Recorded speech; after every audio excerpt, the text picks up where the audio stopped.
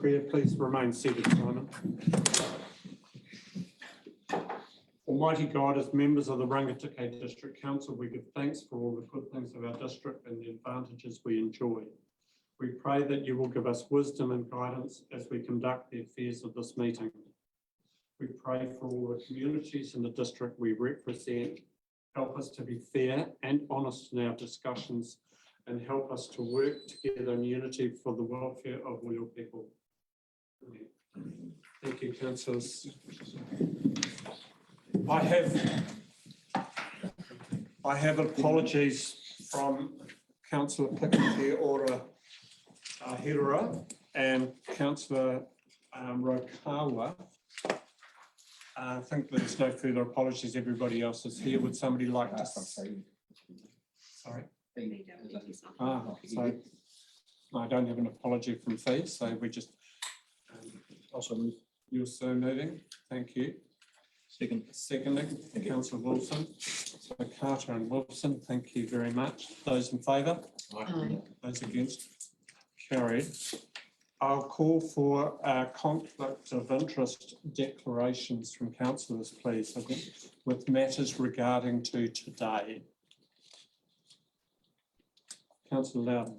Yep, I have a declaration of interest. I wish to declare an interest as a member of IRMA Incorporated, which has made submissions to council.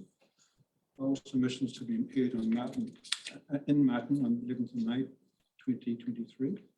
Annual submission, annual plan submission pages 85, 87, and spatial plan submission pages 88 to 90. I was not involved in preparing the submissions, and I note that they are of a general in nature. I am very satisfied that I come to this deliberations with an open mind to consider all submissions. Thank you. So received. Any further conflicts of interest? Right. Thank you very much. The confirmation of order of business is as stated. However, what I will say is in terms of submissions, sometimes there's a rejuggling around a submitter hasn't arrived on time or submission or we've gained time, and we may take a submitter earlier than in the time frame that you have been given, councillors. Any questions around that? Right, thank you. Just noting it. So we're now to the reports for decision 6.1, the hearings of submissions on the annual plan draft community spatial plan and simultaneous consultation. Recommendation that the reports, hearing submissions on the annual plan draft community spatial plan simultaneous consultation be received. Would somebody like to so move, please? Councillor Calkin, Councillor Duncan, those in favour? Those against? Carried. Thank you. And the recommendation 2 that council hears the oral submissions on this aforementioned matters. Looking for a mover that we're right. Thank you. Councillor Lambert, seconded. Councillor Carter, those in favour? Aye. Those against? Carried. Before we're running very slightly ahead of time, but in terms of, are there any questions around process?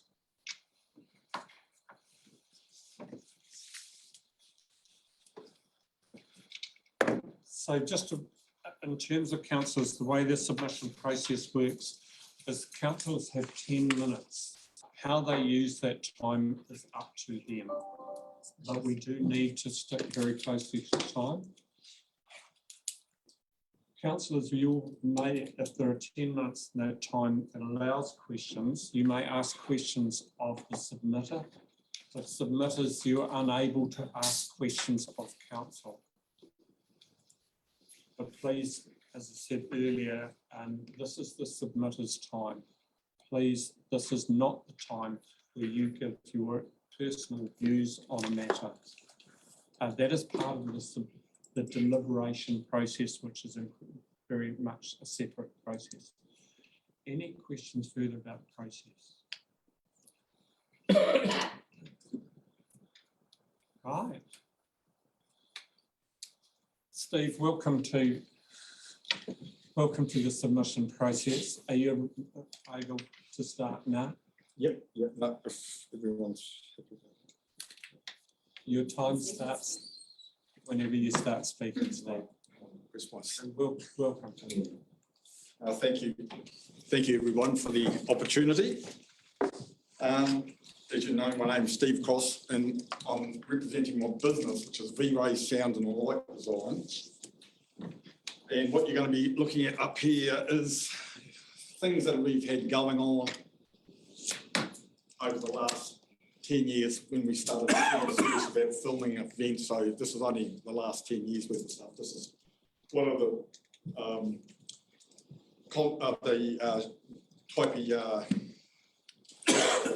Taihape drama club and ballet. You'll see bits and pieces of everything that the hall gets used for. So, and how we use it. My background, I was finding it important to tell you that it's something about when people say you're from Taihape, you suddenly lose a lot of kudos than if I said I was from Auckland, you know, and that disappoints me sometimes.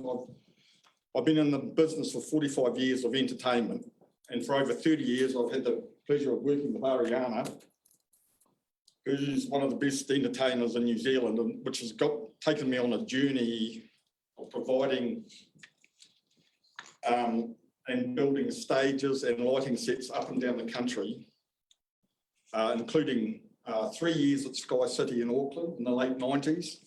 And we played there up there 3 nights a week, once a month.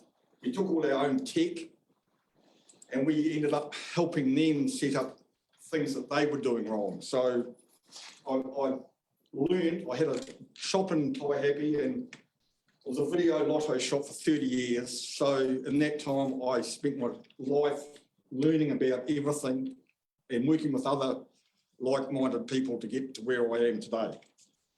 So every weekend was different and we'd go all around the country doing our thing. And this led me to doing a lot of the audio-visual work around here. It's always been hard. I work in buildings that aren't up to spec and have to add things to, like churches, for instance. I do a lot of work in churches, funerals and all that jazz, and they often don't have equipment, or I have to add in to their old sound systems and that to make things work. So it always is a problem to get a good result, but I get there in the end. So my relationship with the town hall started in the 90s as a getting serious in the work that I did. Like I've done other things in there, like basketball and that. So I provided the tech, audio, visual and lighting for about 90% of the events that have happened in there since the early, late 90s, including the last 3 drama club shows, with Mamma Mia was the most successful, resulting in 9 sold-out shows. Ballets, bands, funerals, meetings, fundraisers. So I've had a lot to do with the hall. You know, it's been my baby. I could never do anything on a small scale, so the town hall always gave me plenty of scope to do the big things I wanted to do. When I first started working there, I was always told the sound was no good. And yes, at times I've had issues, but by the time you put a crowd in there, they're usually solved. The local council staff were great and would allow me to be there sometimes a week earlier to set up. And I really appreciated that. That was great. I would work till 4 o'clock some mornings to get something right and ready for a job the next day. The only big problem I ever had was heating. It can ruin a great experience being cold. Again, council would often, after a lot of nagging, to Andy especially, come up with a temporary solution. Shows these days need a minimum of 250 people to make them break even. So the thought of compromising the size of the auditorium is crazy, which brings me on to the concept plans. So I've been told not to worry about these, and it's just a starting point. and are provoking ideas and get the conversation going. But my problem is people like myself were never asked once about anything, and no one seems to know anything about them. All I get told is don't worry about it. Your consultation process is not right. You talk about this BBC mythology and all this stuff and that, but the people, would be the biggest stakeholder and know how everything runs in there. And no one's asking me nothing. And yet I see these plans where we've got this, an auditorium isn't just about an auditorium and a stage. It's about the rooms underneath, the supper rooms, the side rooms. We need off-stage areas. We need behind the stage. If you're going to have a proper show, you've got to be able to walk around behind these areas. You've got to be able to go downstairs, which you'll see in the video that's going to follow this. You know, really important stuff. So these are all things that have to be answered. And so when I see on the concept plans that we're going to have 2 meeting rooms and the supper rooms and lose the toilets, it just blows me away that, you know, that has happened. Anyway, I have a lot more to say, but this is now the video. So you'll see the supper rooms in action here for the this shows the town hall. Capital of New Zealand, but it prides itself on something very un-agricultural. It's theatre. The Taihape Drama Club has just wrapped up a week of what is possibly the great Rangateka's largest performance on record. Julian Lee reports.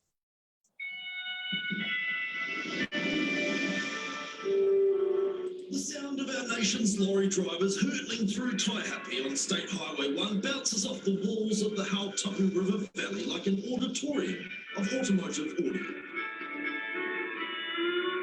Seemingly a typical night in the central Rangateke, but the lights are on in the town hall, and coming out, melodies from a distant decade. You look like you're a farmer from 20 years. I am. During the day, I'm the checkout manager at New World. Yes! They know me as the person that sings in the aisles. Normally I wear steel cap boots to work. So this is supper rooms. They've been prepping for this for 9 months. George Vickers, he picked us up in his George, what year is it? 1974 Holden Kingswood.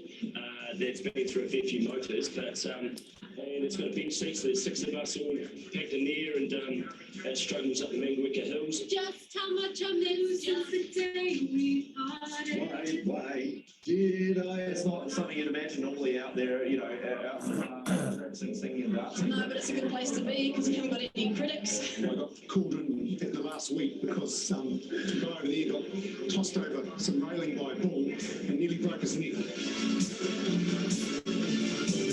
2 minutes left. Happen to see this one. Okay. Yeah, it goes on to show Wendy, but what I wanted to show that for was the fact that it was showing the commitment from the local community, that how many were involved. Got a great bit of TV coverage, which was brilliant, and it really pulled the whole town together in an amazing way. Steve, are you happy to take some questions? Yeah, no, for sure. That's why I stopped. Question from me. Essentially, when I read your submission, and thank you for it, what you're wanting is a voice on the planning of a new facility if it is to be built. You're wanting heating in the town hall, and you're saying don't compromise on the floor area because of numbers capacity. Definitely. Is there anything that I am missing in terms of what you're wanting? Well, yeah, well, like just a general tidy up, which I know will happen, but that we can do that as big and grand or as less.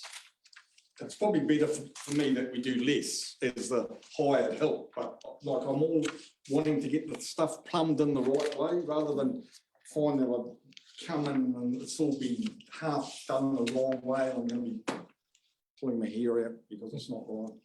Councillors, any question from councillors, please? Councillor?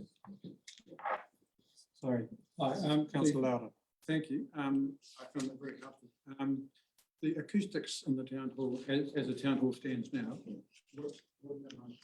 Well, they are challenging at times, but the part of the problem we have is we have amateurs working in it, and it's really hard to get, when I get people that have been trained properly with a microphone, it makes so much difference to amateurs. And so that's half the problem. I don't have an issue. I've got equipment that works, and it's getting, the equipment has got better as time's gone on. And if you do it properly, you can get it to work properly. Okay, we are over time now. Okay. Steve, thank you. All good. Thank you I for look your, forward to hearing from you. thank you for your presentation. You've done it justice. Okay. The second submission we have today is from Sarah Bell. Sarah, I was looking around the room for you. Sarah, as I understand it, this is a joint submission in terms of tennis and netball. And councillors, the submission pages are held on page 18 of the submissions booklet. Sarah, again, you have 10 minutes. How you wish to use that time is yours. Oh, thank you. And when you're ready to go. Awesome. I suppose we are sitting here today, so tennis and netball. We utilise the courts that are just out below, you know, where we are here on this ex-bowling green. And we are asking for funding, for some part funding for a lighting upgrade. So currently the lighting that sits on the courts is across maybe 3/4 of the courts, would that be correct? Yeah, and because the new amenities block is at the far end, that is now, those courts are now becoming the number 1 courts, whereas before the number 1 courts were the ones closest to the squash club. So for that reason, there's no lighting at that far end, based where the amenities block are. We got some quotes, so probably just to give you an update, and probably in my submission, the most important pages are probably page 5, which is the update and opportunity, and then page 11, the resourcing. I kind of highlighted them because there's a few pages, and I know you guys will be looking through lots. And I suppose probably to go along with that, for tennis, our vision is to be a vibrant and thriving whānau orientated club where our community can play, learn, grow and socialise. And so the facilities that we want to provide on those courts, along with netball, are all about leading into that vision. Yeah, so if we look at the update on page 5, I stood in front of you guys 2 years ago, so I can't believe it's been 2 years, with the long-term plan, and you granted tennis $100,000, and that was originally I came to you with a proposal to upgrade the Kokako Street walk and look to put a tennis court on the top, a tennis netball court up on the top here. Since then, you guys gave us, we'll put $100,000 in year 2 of the long-term plan, with the proviso that the planning, you know, the spatial plan of the Memorial Park was done to kind of look at the assets that exist here, make sure the right things are being done, and there's not double ups. So we have been waiting for that, and in the meantime, the opportunity came up to with netball to resurface the courts.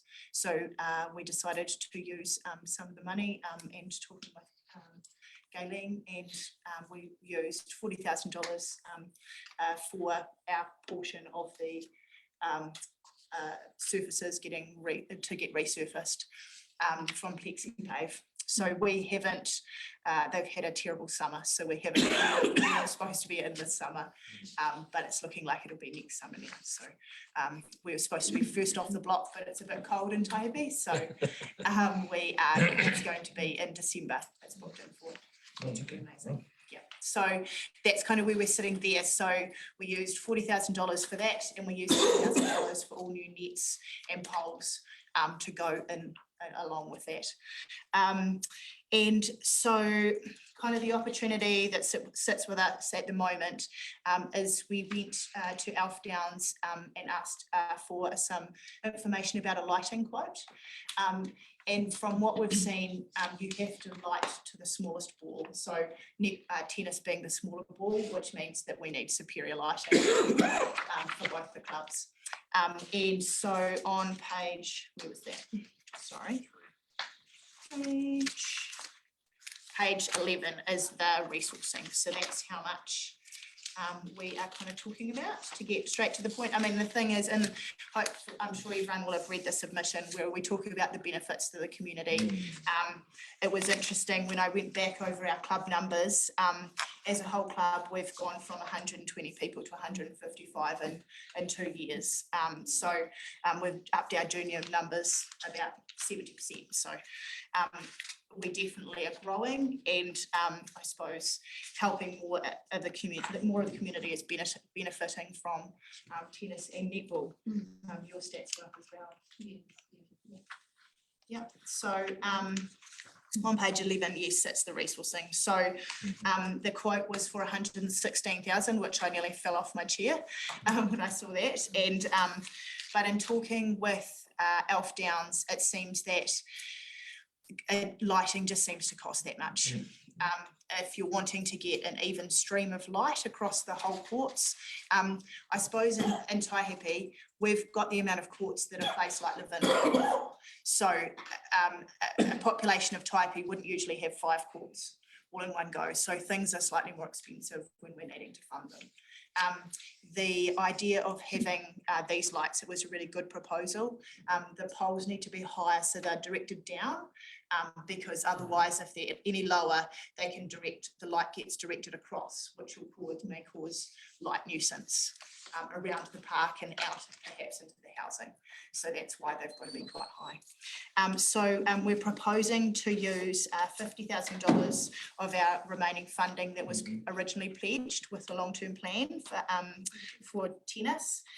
Then tennis would contribute $10,000 from our funds, and netball would contribute $8,000 from their funds, and then the shortfall is 48,300. Sorry, my maths didn't add up, but yes. So yes, 48,393.80, and that's where we are coming to council and asking for those funds. Are you happy to take some questions? And welcome, Alison, by the way. Thank you. We recognise it as a joint. Councillor Lambert. Just regarding the up downs, like it's a quote, but you use it also as a preliminary figure. Yes. Finding. So would you be searching out any other quotes from other? Yeah, yes, definitely. Yeah. But when I talked to him, he said, what I find is that people get such a fright at the quote, and he said they go and try and find other quotes and then don't come back to me because it costs too much money. Yeah, no, I was someone I've dealt with it before. It is shocking, but just interested. Yes, so we definitely will look. Move on, please. Councillor Dalgety. I'm just wondering, have you approached any other funders at this stage? And supplementary, please. Just interested in, I see netball as an incorporated society. What is the setup of the tennis club? We aren't incorporated yet. So our incorporation lapsed in about 2003. And we, at our last annual annual meeting, we resolved to become incorporated again. So we're in the process of doing it. A question from me. Does the school, use the courts here? The school pupils? A school as in like St Joe's or TAS? Either school. Yes, well, you talked to that too. The structure of junior netball now is that they play what they call a Future Ferns program, which is everything is on played at the courts on the day sort of thing. So there's a whole program of warm-up skills and a game to finish, and that takes about an hour roughly. So In terms of the schools using it, I would say yes, probably they do. I know country schools, which covers the wider area, do. But TAS have their own courts there, so they might tend to be there. St Joseph's, not sure about. Okay, thank you. Further questions, councillors? Well, thank you very much. Your submission is very clear around what you're wanting, and we appreciate that. Councillors will have read all of the submission, and we understand the position that you're in. Thank you very much for your time. Alison, I'll just add that netball actually does play its senior competition at night. So we play on a Thursday night here, all weathers. So currently we utilise the 2 courts nearest the squash court. So for us to be able to make use of that lovely building, amenities building, we would need to move down the other end where the lighting is needed. Okay, thank you. Thank you very much. And as part, for those submitters, the process will also involve, in terms of deliberations, council will need to come back to you to respond to your individual requests. So they will go before council consideration. Thank you very much. Thank you. Our next submitter, welcome. Ken, I was looking for you. Ken, so Ken Bellamy. Ken, the same rules apply. Any questions about the process?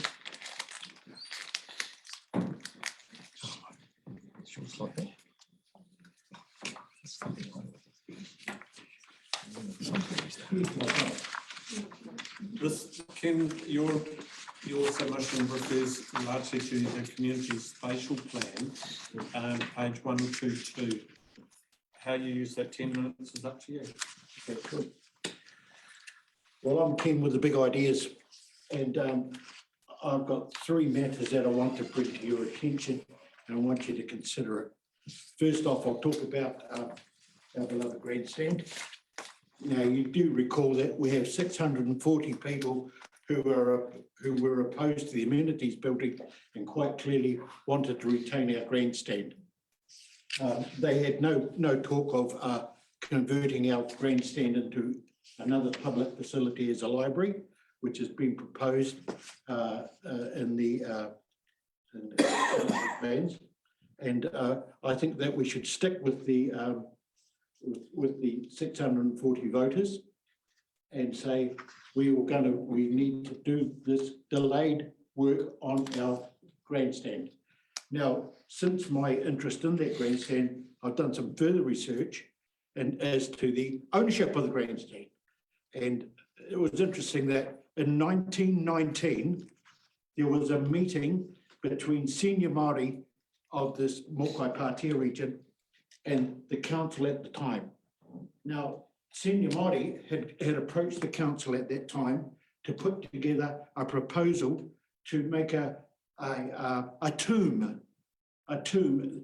memorial tomb to recognise the soldiers of the Pioneer Battalion that did not return. The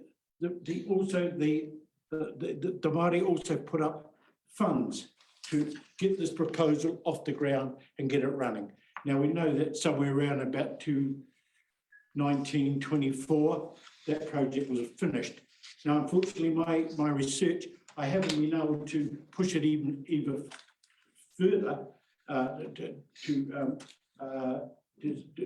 find out the ownership and get more of the area about the well-beings of that grandstand. Now, I'll leave it there because I've got I've got other matters I need to talk about. Now, the town hall, thank you, Stephen, that was terrific. I've read the earthquake strengthening report. My previous background was a builder and developer, and so I understand the report. Yes, the prognosis is not good for the town hall, and I would agree. However, I think that we need to look at that ground at the town hall, and my proposal would be, why don't we just get rid of all the affected area, and effectively, Stephen, we will keep the hall, we'll keep the hall, we'll keep the subrooms, we'll pretty much keep the timber work of the building. But what we will do is we will replace the front, and we will get rid of the library, we'll get rid of the information, all that area that's in the effect of the earthquake problems. We should get rid of that. And then we should build a whole new front. And we build a whole new front that says that when you come into Taihape, you're going to see a wonderful building. And this is an opportunity for us to push ahead for the next 100 years. Now, the mechanics of how you put that together, it could be quite simple, but needs quite a little bit of explanation. I want to move down to another topic, which is standing from the town hall. And my proposal is pretty big here, because if you know the layout of Taihape, I'm proposing that we take a whole massive land lot from the town hall down to Tui Street, up to where the women's club is, and we create a whole new land block. Now, the front of that land block will be, and I did request a layout. Yes. And it's there. I won't penalise you, Ken, in terms of time if this takes a minute to load. Okay. It's a little bit low, isn't it?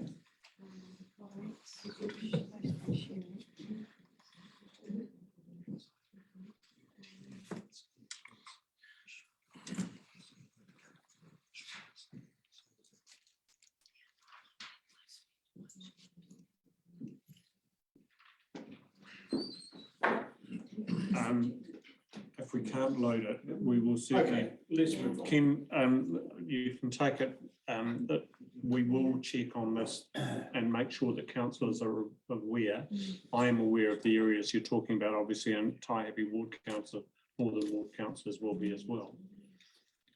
So, all right, so I'll just move back into it. So what I'm proposing is, and what I'm visualising is that we need to have a green belt. We don't have a green belt in the whole of Taihape. We don't even have seats to sit on.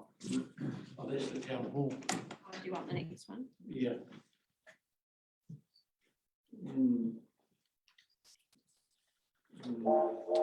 I don't think I'm going to get much out of that. Oh, next one up. The street. Yeah, that one. Yeah. Is that the one you want? Yes. Yeah. Can we lift the screen up a little bit? No. Okay. All right. I'm just going to have to talk to you guys, right? So what I'm proposing is that we go from Tui Street to the town hall, and we take a whole new land base. Now, what we do have is right in the front, right from Tui Street to the town hall is a green belt, and we're talking about like a park. A long park, which people can come into and sit in. Behind that green park is the play area. It's not just a play area for infants, it's a play area and an exercise area for people that will reside in this area, and also visitors into the town. I'm proposing that behind that play area is a whole new housing division. And it's a mixed housing division, and it will span from Tui Street all the way down to the back of the town hall. Now, I've got some further ideas, but I can't do that in 10 minutes. So I'll leave you there. That's the picture. My last idea, and it's a beauty, it's down at the sale yards. And what I'm proposing here is that we build an industrial park at the sale yards, and we put the buildings in, and then they will come. It's a pretty simple idea, and I think it will work. I've worked on these things before, and it worked. But we have to be able to put these things in here. We'll also need to be able to provide different areas for these other affected industries that we have presently in Taihape that will be caught up in the earthquake strengthening problems. We already have a very small garage in Lynette Street that had the problems. They had to earthquake strengthen it, and it was over $100,000, and it nearly stopped that whole the whole process. And already effectively, it was a tin shed, not much bigger than this building. But however, so look, I'll leave it there. So I'll give you guys some ideas to questions if you've got any. Councillors' questions. Councillor Maughan. Councillor Just a Carter, quick Councillor- question Yes. on the town hall. Yes. When you say knock down the front part of it, Yes, that's including the facade? yes, absolutely. Okay, Because that's the problem. In the library. Thank you. Councillor Carter. Yes. The tomb you're referring to, is that the grandstand or? Well, the grandstand is a tomb. It's a tomb, and as a matter of fact, the council at that time actually explained the tomb to these miners, because they didn't understand that. Actually, but the tikanga is an interesting area that I've come across. When those things are done by Māori, it was a memorial to the dead. So then you come into tapu, an area of tapu. So, we have to be very careful and very respectful of where we're going with this grandstand, because, my history in this town is very short. It's only 50 years. But I know other people that will come back and tell me that they were aware of those things. So we have to be very careful about how we are going to approach this building. Now, what we must do with the building is we must take it back. We need to incorporate far more changing areas under the grandstand. I put up a proposal and I put up a floor plan that was going to show 6 changing rooms with 4 showers, 2 toilet pans, and 2 hand basins in each cubicle. That was after the strengthening. 1 minute, Ken. Thank you. Further questions? Supplementary question, Councillor Carter. With your idea of the Tui Street clean out, who's funding that? Well, that's a good question. This is an ideal time to do,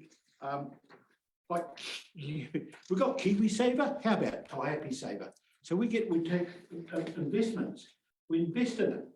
We can probably do ventures with the council.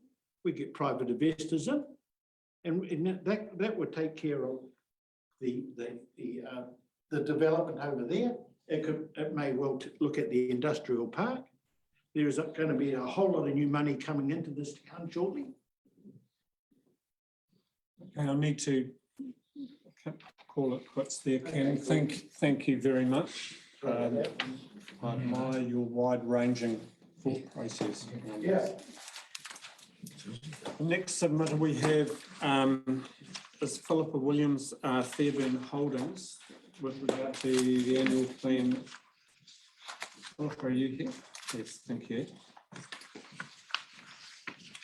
Good morning, everybody, and thank you for the opportunity to allow us to make a submission. I have a farm on the other side of the Rangitikei River, so I'm actually Manawatu, and I'm on the other side of the Otara Bridge on the river, and we are obviously extraordinarily concerned about what's happening with the bridge. And we understand that it is a Rangitikei and Manawatu problem, but I think I just wanted to outline really how it's going to affect us. Obviously, it's a big economic issue for us because we can't get anything over that bridge bigger than 6 tonnes at the moment. Also, our alternatives are not very palatable. The other alternatives go over the bridge at Mangaweka and round to Rangawahia, and as we know, that road has always been compromised. So when that's compromised, our other alternatives are to go over Vinegar Hill and Sand and Block, and that is really not up to standard for a decent sized truck. So that then means it's up to Cheltenham, Kimbolton and down that way. So for somebody coming from Hunterville to get to our farm, it is 35 minutes extra to go through Rangawahia, and it's 45 minutes extra to go through Combolton. But I think the other thing that Rangitikei Council should really think about is those of us that live over the river, even though we're in the Manawatu, we identify ourselves as Rangitikei. When people say, where's your farm? I say it's in the Rangitikei, because the Rangitikei is where we use all the services of the Rangitikei, whether it's tradesmen, spending at the supermarket, where our kids go to school, we all go to the Rangitikei. And probably finally, you know, it is obviously a real issue for us if something severe happens to that bridge and we have no bridge left at all. So, you know, I would really hope that the council, both Rangitikei and Manawatu, will at least get it up to, you know, a minimum of 25 and hopefully back to 40 tonnes, because it is having a severe impact on not just our farming operation, but also the ability for us to get staff going there. And especially if that bridge went, we would never, I mean, I've got a manager who's got children. I mean, you know, to go to Fielding for our shop is an hour, whereas we would normally be 20 minutes to Hunterville or half an hour to Taihape, and the same would happen to go to school. I mean, we'd sort of, you know, that would be not attending the Mangaweka school. And, you know, I think anyone living up Otara Road and the feeder roads off, that would be the issue. Thank you. Are you happy to take some questions? Yeah, sure. Councillors were thinking of a couple. You mentioned 40 tonnes. There's a whole lot of different weights that have been mentioned. As I understand it, the bridge weight had a capacity of 44 tonnes. Is that what you're wanting to put back in place? Some of you will know better than me what's a sheep truck and trailer going over there. I mean, probably, you know, that is the thing that we want the most. And what would that be? Is that like 25, 30 tonnes? I don't know. 23 and a half. 23 and a half. Empty. Oh, empty, but we want it full. And I can understand your point there. It's been a good conversation to have and necessary. Have you taken this conversation to Manawatu District Council at all? No, but I'm going to. Thank you. Yeah. Councillor Duncan. So my question is, how do you see the Rangitikei District Council furthering this in the short? You're obviously asking for it to be prioritised. How would you see that happen? Well, I guess, I mean, the other thing is we don't have a lot of information about why the bridge is compromised, why it's only a 6-tonne limit at the moment.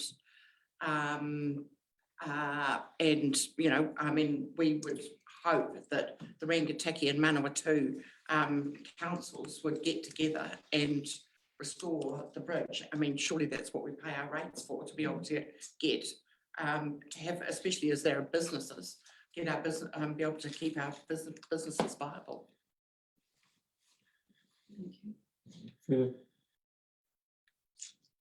Philippa, in terms of the questioning, in terms of rates, so you pay your rates to Manawatu, Yes, and your correct. argument is based around the fact that you see yourselves as a Rangitikei resident in effect, in terms of provision of service, schooling, etc.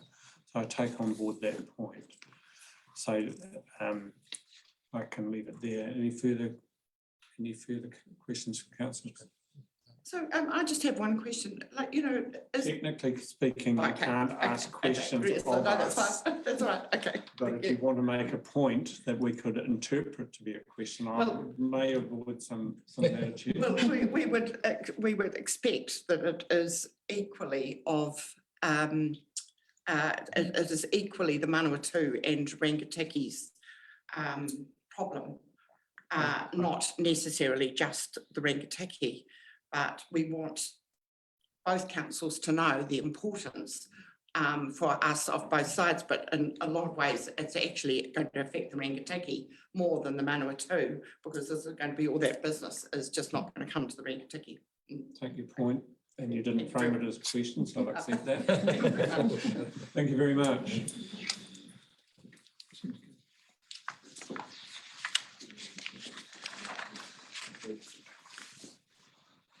I suspect we're going to hear a very similar message with regards to this. Brian Rendell and Elizabeth Russell in terms of the annual plan. Good morning, everyone. Yeah. Thank you. So I'm presenting now, and Elizabeth is talking for one of our neighbours who can't be here today. So yeah, I'm Brian Rendell, farmer living at Owenide with partner Liz and 3 young children. We've got sort of 600 hectares, which is on that we own or lease. Some of it's in the Manawatu, some of it's in the Rangitikei. So yeah, we've submitted, and so I'll just run through some of what we've submitted on before I do get to the bridge. But so we submitted, saying sort of in support of option 1 around the Taihape Town Hall. We fully believe that something needs to happen with that town hall. But what we do not want to see is what happened with Bulls with Taihape, where there was significant cost overruns. I think at the time, like there was a change of CEO, which is a new CEO who's still with the council, which is great. Peter came in and put a halt on things. And at one stage, the community was sort of thinking, well, is it going to, end up sitting like that? So it did get finished. There was a report afterwards, which I know the council, I assume the council commissioned and paid for, but there was a report with some key things in there around project management. And so we do not want to see with the council looking to embark on a $14 million project in Taihape, that it becomes a $28 million project.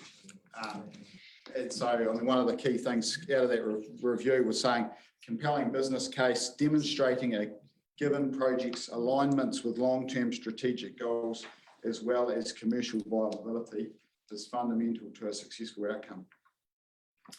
So that leads me on to the proposed Martin Civic Centre, which I've done a fair bit of reading, but obviously hadn't done enough when I put in my submission, because I was put in there, you'll see that I was thinking there was a whole sort of component of it, but it's, I mean, I guess I was misled slightly by thinking civic centre, but it's actually just it's a library and some council offices effectively. So at 33 million, like we're totally opposed to that. Beforehand, when I was thinking there was a hall part as part of it, we were still opposed because we were thinking you're going to have to rent the hall out for about 45,000 each time over the next 60 years, based on some assumptions we made there. So not disagreeing that the council needs something done around facilities, but there has to be a cheaper alternative. Well, we just can't afford, as a district, we can't afford to be taking on that level of debt. And if we refer back to what happened with Taihape, if that was to blow out, that 33 million is to blow out to 60 million, which it could. I mean, we all know you can't get fixed price building contracts at the moment. So, so the council is hugely exposed once they go down that avenue. And I just don't think that there's been a business case presented to community to justify the 33 million. I know there's been stuff in the long-term plan, but that was when it was a far lesser number than 33 million. So I do not believe at the moment the council is in any position to be pushing that forward. So that leads me now on to the Otara Bridge, which we've heard Philip talk about before. And there is we stated, there is some confusion around numbers and weight limits and stuff like that. On the Rangitikei District Council website, it says the bridge is 46 tonne. You talk to people who have used it, some think it's 50 tonne, some think it's 44 tonne. So again, it is so vague. There's never been a sign on it to say what it is. So it's very confusing. But so so we submitted the paper there, which is separate to sort of what was in the form. So I'll take that as being read. But Manawatu District Council and Rangitikei District Council, in our view, have severely let their communities down around this critical piece of infrastructure. As an example, it's taken 6 years to get a sign on each side of the bridge saying one vehicle at a time. For 6 years. And that sign just went up on the 1st of May of this year. That was following a report done in 2017 by GHD engineers, which said at that time, due to the mechanics of it being a swing bridge, there should only be one vehicle on at a time. So very disappointing. And the fact, I'll take some credit for the fact that there's a sign on each side, because there's been a lot of badgering from me to get that to happen. We had a public meeting which was organised at Aonai back in March, and we talked then about one vehicle on the bridge at a time. Everyone was there. There were some councillors and things there, and I know that someone from the council followed a local farmer home behind them, 2 vehicles across the bridge. Disappointing.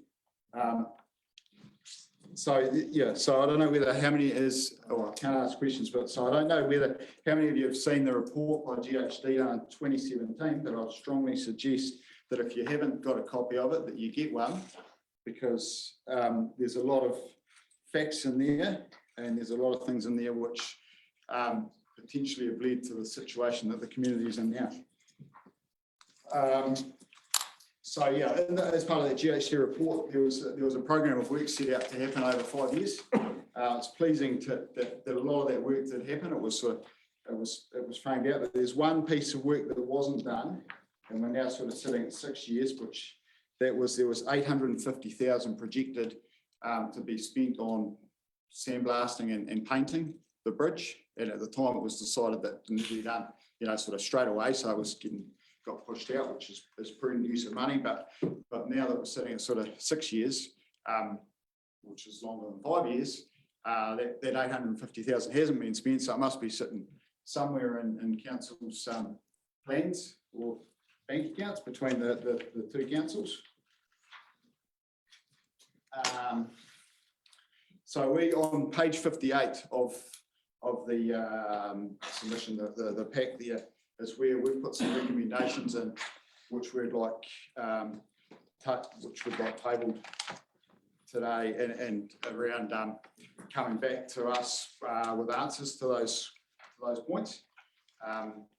Yeah, as Philippa had touched on, the previous presenter, around with it spanning across two councils, it does make it. We do understand it does make it slightly more complex, but yeah, I mean. We don't want that to be an excuse. I still am concerned around the working relationship, I guess, with the 2 councils and around communication and what's happening. So this was yesterday. I was pleased to see yesterday that on the Rangitikei District Council website, there was an update which had been copied from the Manawatu District Council website, which is fine. It's all good, but it says, I'll take this out. Well, this was what was in it. At this time, the review of the existing structure and construction records has been completed. Bridge survey, hangar testing, and interpretation and design of replacement truss is expected to be completed by the end of May 23. So that's promising. But at 5:30 last night, I drove across that bridge, and the hangars that are supposed to be getting tested, swapped out and getting tested, are still. That haven't been taken away to be tested. When we had our meeting back in March, we got told it takes about 4 weeks to test the hangars once they take them off the bridge, because they've got to swap them out. I mean, it's a complex job. It's fabricate one replacement one to go in, swap out the other one, take it away to get the steel tested. So yeah, as of 5:30 last night, Brian, still we've there. got a minute left. Thanks, Andy. So they're still there. The other concerning thing is that in this report in 2017, it said about biannual bridge inspections, so that's twice a year, bridge inspections. The MDC informed us at the meeting that what currently happens is there's once a year, there's a drive over the bridge, bit of a look, and then every 6 years, there's a comprehensive inspection. What they found when they saw the damage to the bridge, so not during the routine inspection, is that one of the hangars is snapped, and they're considered to be the most structurally important part of the bridge. So one of them is snapped, and when it was asked at the question at this meeting about when it snapped sometime between 2018 and now. Thank you. In terms of time, the very limited time, but I have a question I'd ask you. You've referred to the Taihape Centre a couple of times. What do you believe to be the cost of building that centre? Well, the true cost, I think, was about $9 to $10 million. But then when you back out that you sold us the message, you put in all your council stuff, that is about 5 million. 5.67 or something, round about that. But yeah, selling stuff out to say, like, the cost is the cost. Thank you very much for your time. Councillors, I think we are out of time. Yeah. Thank you. Thank you. Thank you.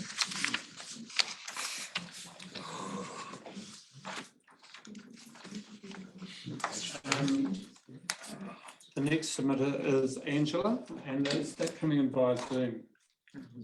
No. You are there, thank you. You are the Zoom? Right, so yeah, good morning. I'm Liz Russell from Awanati, and I'm actually here to present on behalf of the McIntyre family, namely Angie McIntyre and she's away at Dairy Farmers Conference in Ashburton. I'll be primarily speaking to her submission and the presentation she gave me. But I want to just start off by saying that I think that you'll find people aren't against progress, namely building or revitalising old buildings to improve our amenities, because we are proud of our Rangitikei. But it's just when the dollars involved aren't there and it has to be borrowed or charged against ratepayers in an environment that is pretty uncertain, it just doesn't make sense. Sometimes you have to slow down to speed up, slowing down, looking at what assets you have, generating wealth from within, and then plan for what can be achieved in the future. Generally, I find the harder you work for something, your reward in achieving it, it's worth that just waiting and taking time. Anyway, the McIntyres are large-scale farmers owning land in the Manawatu, and they also have of recent leased land in the Rangitikei. They have been and continue to be a significant contributor personally and as a business through the Rangitikei community and their business personally and through business activity. They oppose the proposed spends on the council buildings and suggested infrastructure that was outlined in the District Council's annual plan. Their preference is for the council to prioritise spending and namely the Otara Bridge, which they'd like to see reinstated to its previous weight capacity, which whatever it is, and that is what I will focus on. We are very grateful for this bridge and we're protective of it, and so putting time into getting the bridge fixed, improved, replaced, we will do it. It is just crazy in this world of stopping wastage that has been so much wastage around this bridge, including all the time that we've spent on getting to this meeting. How much money was spent back on that report in 2017 and it hasn't been adhered to, probably contributing to its current state. The Rangitikei District Council needs to man up, front foot this and stop the wastage. Make sure your contractors are accountable, reduce the red tape and be a leader, not a follower. Get the Manawatu District Council and get on with it. Anyway, so the McIntyres do not support the infrastructure spend that you've got for Martin and Taihape. I reiterate that this is not my view. Brian just stated our view, so this is the McIntyre's view. So the Otara Bridge, it needs to be urgently fixed. Infrastructure is the most important part of any region, and repairing this bridge to return heavy vehicle access and maintain current levels of access is essential. Large numbers of vehicles are using this road and bridge on a daily basis to access their houses, their homes, school. The school bus route is on this bridge. Service the farms on the Manawatu side of the bridge. We also have visitors and tourists using this bridge to go to the boulders, the Rangi Hut and such like. There are a large number of farmers that have farms that they own or lease on both sides of the river, and some of these are quite significant farmers in our community. The current situation is adding extra costs, stress and planning to farm businesses. And our costs seem to be increasing all the time. A lot of services and products have been previously purchased from the Rangatiki businesses. And so now we're looking at buying these out of Manawatu, including fertiliser, our ground spreaders, and things like that. And these might not be reversed in the future because we just get used to using these people in the Manawatu. In the short term, it is leading to logistic delays and reroutes. Some people are getting their stock turned away by the meat companies or delayed because they don't want to be sending a truck around a long way. So they have to wait. And so this is turning into an animal welfare issue if you cannot get your stock off your property when you want it. The Rangatiki District Council need to stop trying to pass the blaming or putting the cost on the Manawatu District Council and get on with it. The current alternative routes are unreliable and are frequently closed or in need of maintenance due to and reduced traffic flow. Increasing them users is increasing costs for the public and private sectors. The McIntyres have found clearance, they're on the Mangamaku and sand and block roads, and they've found that slips sometimes take in excess of 3 months to be cleared on these roads, just because of the amount of slippage. These roads are also very narrow, and we've got contractors that are even using pilot vehicles to get around these roads, which is another cost, which ends up being on farmers. And so it's just ridiculous. We can't have truck and trailer units going around the sand and block road either. These are big rips, and yeah, it's just not for these trucking companies to be taking on. We've also got the Ruahine Road, which is very prone to slips, particularly through the winter months. It is also under threat with undermining around the Cage Road. So yeah, we're in a very precarious situation. The McIntyres themselves got deer trucked out to Rotorua and annual sale the other week. The longer route made the journey an hour and a half longer for the deer. And with the slower driving due to the extra corners that the truck was having to incur with that route, this restricted airflow through the cracks, which provided an extra stress on the deer. And yeah, I just want to point out the truck driver did stop frequently to make sure everything was okay. Yeah, and I just touched on before that processors are already turning away stock or rescheduling stock.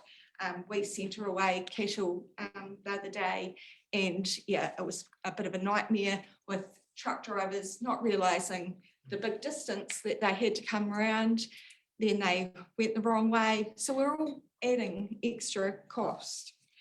Heavy weighted vehicles such as a Hunterville or Mangweka Fire Brigade are unable to come across the bridge with the current weight restrictions. And, you know, Ringi is a volunteer fire brigade, so is Hunterville and Mangweka. They provide backup to the ambulance crews. Quite often they are the first responders in medical emergencies. So, you know, it's quite distressing to know that you're quite vulnerable. Yeah, the McIntyres have required the emergency services a number of times, and without the fast support that they've had in the past, they would have had fatalities on their farm. They also have a granddaughter that requires 11 to 12 hours of dialysis every night. And yeah, so she needs emergency services. She can't visit pretty much at the moment. Otara Road has been often used in the past for detours when State Highway 1 has a crash or road issues, and this has put extra stress on the bridge and should have been part of the bridge's maintenance triggers. Yeah, we're very concerned about the GHD report that has been done, and yeah, recommendations from that report have not been taken up by the both councils. It was pointed out to us, and I don't know why we didn't pick up on it, but the Otara Bridge is the only suspension bridge on the Rangatiki River. we have a weather event that's quite commonplace, it seems. Other slash and other rubbish coming down the river could see another number of these other bridges taken out.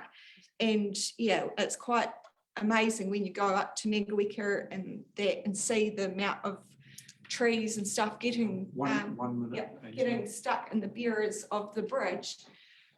We're quite vulnerable if they get taken out. So you can't say these things won't happen because yeah, look at Gisborne.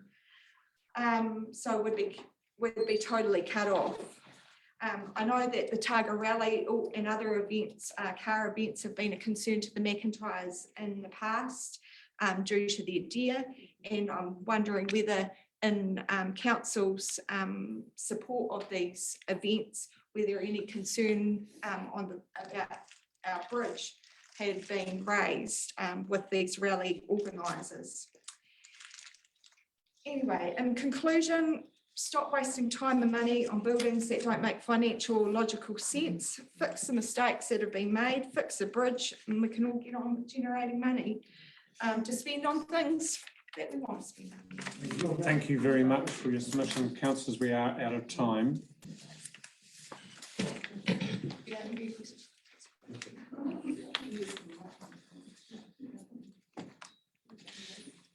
The next submission is from Renee Russell with regards to the annual plan, and you'll find it page 65, 68. Angela, just in terms of time, you have 10 minutes. How do you use that time? Renee. Sorry, Renee. Sorry. I'm sorry, what did you say? 10 minutes. No, I've got 10 and 10. Yep. He oranga whenua, he oranga tangata, he oranga wairua, tihau Māori ora. Koronara so tokuanga, no ngāti ahau. Hopefully those of you who work with the RDC recognise your te aronga, your purpose, the translation for everyone else. If our land is cared for, if people are looked after, if the spirit is strong, we can build a better future for all. Let there be life. That was on page 2 of your organisation values on RDC website. In preparing for my oral submission, I reflected on this purpose. I hope that while listening to these submissions today, you've kept this purpose in mind, and the spirit is definitely strong with those that have submitted. And hopefully their views will help build a better future for all. In my oral submission today, I would like to address 2 parts, the annual plan and also the community spatial plan. So I'll tell you the annual plan. So key choice 1, the Taihape Town Hall. I went with option 1, but as Liz and Brian said, beware of the cost blowouts. Key choice 2, I said with the Martin Civic Centre, I said neither, because I don't feel that that money is very well spent there, considering our economic situation in the country. Key choice 3, Calco line. I said option 1, but I mean, of course, it's just the obvious choice. My only thing else for the annual plan is the Watara Bridge. The repair of the bridge needs the financial support of the RDC as well as the Manawatu District Council. I support what Brian and Liz said in their submission, that costs need to be split 50-50, and that the longer councils argue over who pays more, benefits more, it is costing the road users, who at the end of it all are paying regardless, and the cost is building. The 6-tonne weight limit is having economic impacts on both sides of the river. Trucks and trailers are getting better. Oh, sorry, getting better, but they're also getting heavier. So at that weight that they are, the truck can't go across the bridge by itself to shorten the distance before it collects stock. So currently 23.5 tonne empty, a truck, and it's just economically, environmentally, it's not making sense. 2018 is when it was last fixed. Will we be fixing it in another 5 years and asking the same questions when the costs for repair, replacement have increased further?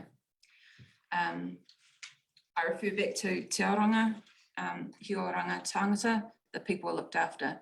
Currently, the people who use this bridge financially aren't being looked after financially, environmentally, or mentally.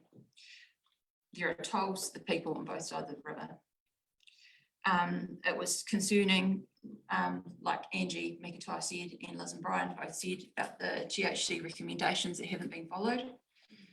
And especially, as Angie said, the emergency vehicles. That is very concerning. I didn't say that I live on Peka Road, so I live on the Manawatu side. Like Philippa, I support, even though I live on the Manawatu side, I support the Rangitikei businesses. I support them through cafes I frequent in Hunterville and Mangaweka. My grocery shopping and most is majority done in Taihape Martin, and the community groups that I belong to on the Rangitikei side of Almighty. It's not just a Manawatu concern. So what I want Rangitikei District Council to do is to work with the Manawatu District Council on a solution as soon as possible. Costings of the bridge should cover future proofing, which would include a new bridge, especially with respect that trucks and trailers are getting heavier. We don't want another 5-year fix.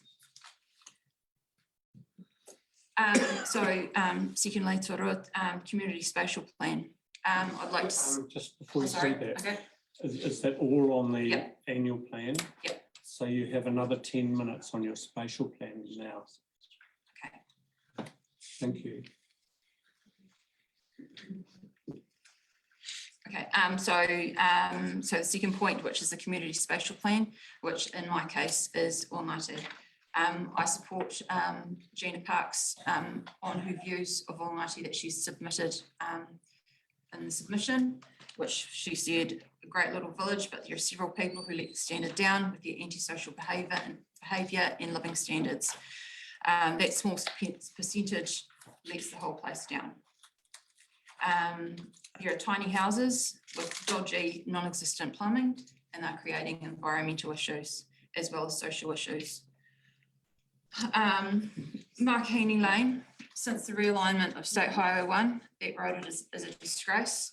Several plots of land have the hoarding of vehicles spilling out onto the road. How is it that the council can specify what people can build, but cannot get people to clean up these sections and burnt out businesses, especially that runs onto public road. And I refer back to Te Aronga, He Oranga Whenua. How is that showing that the land is cared for? The cemetery, that is down Makahini Lane. Many people go and visit there. I have paternal grandparents in there, paternal great-grandparents, and great-great-grandparents. To go down there, it's disgusting for those people that live there, as well as the people that have to visit.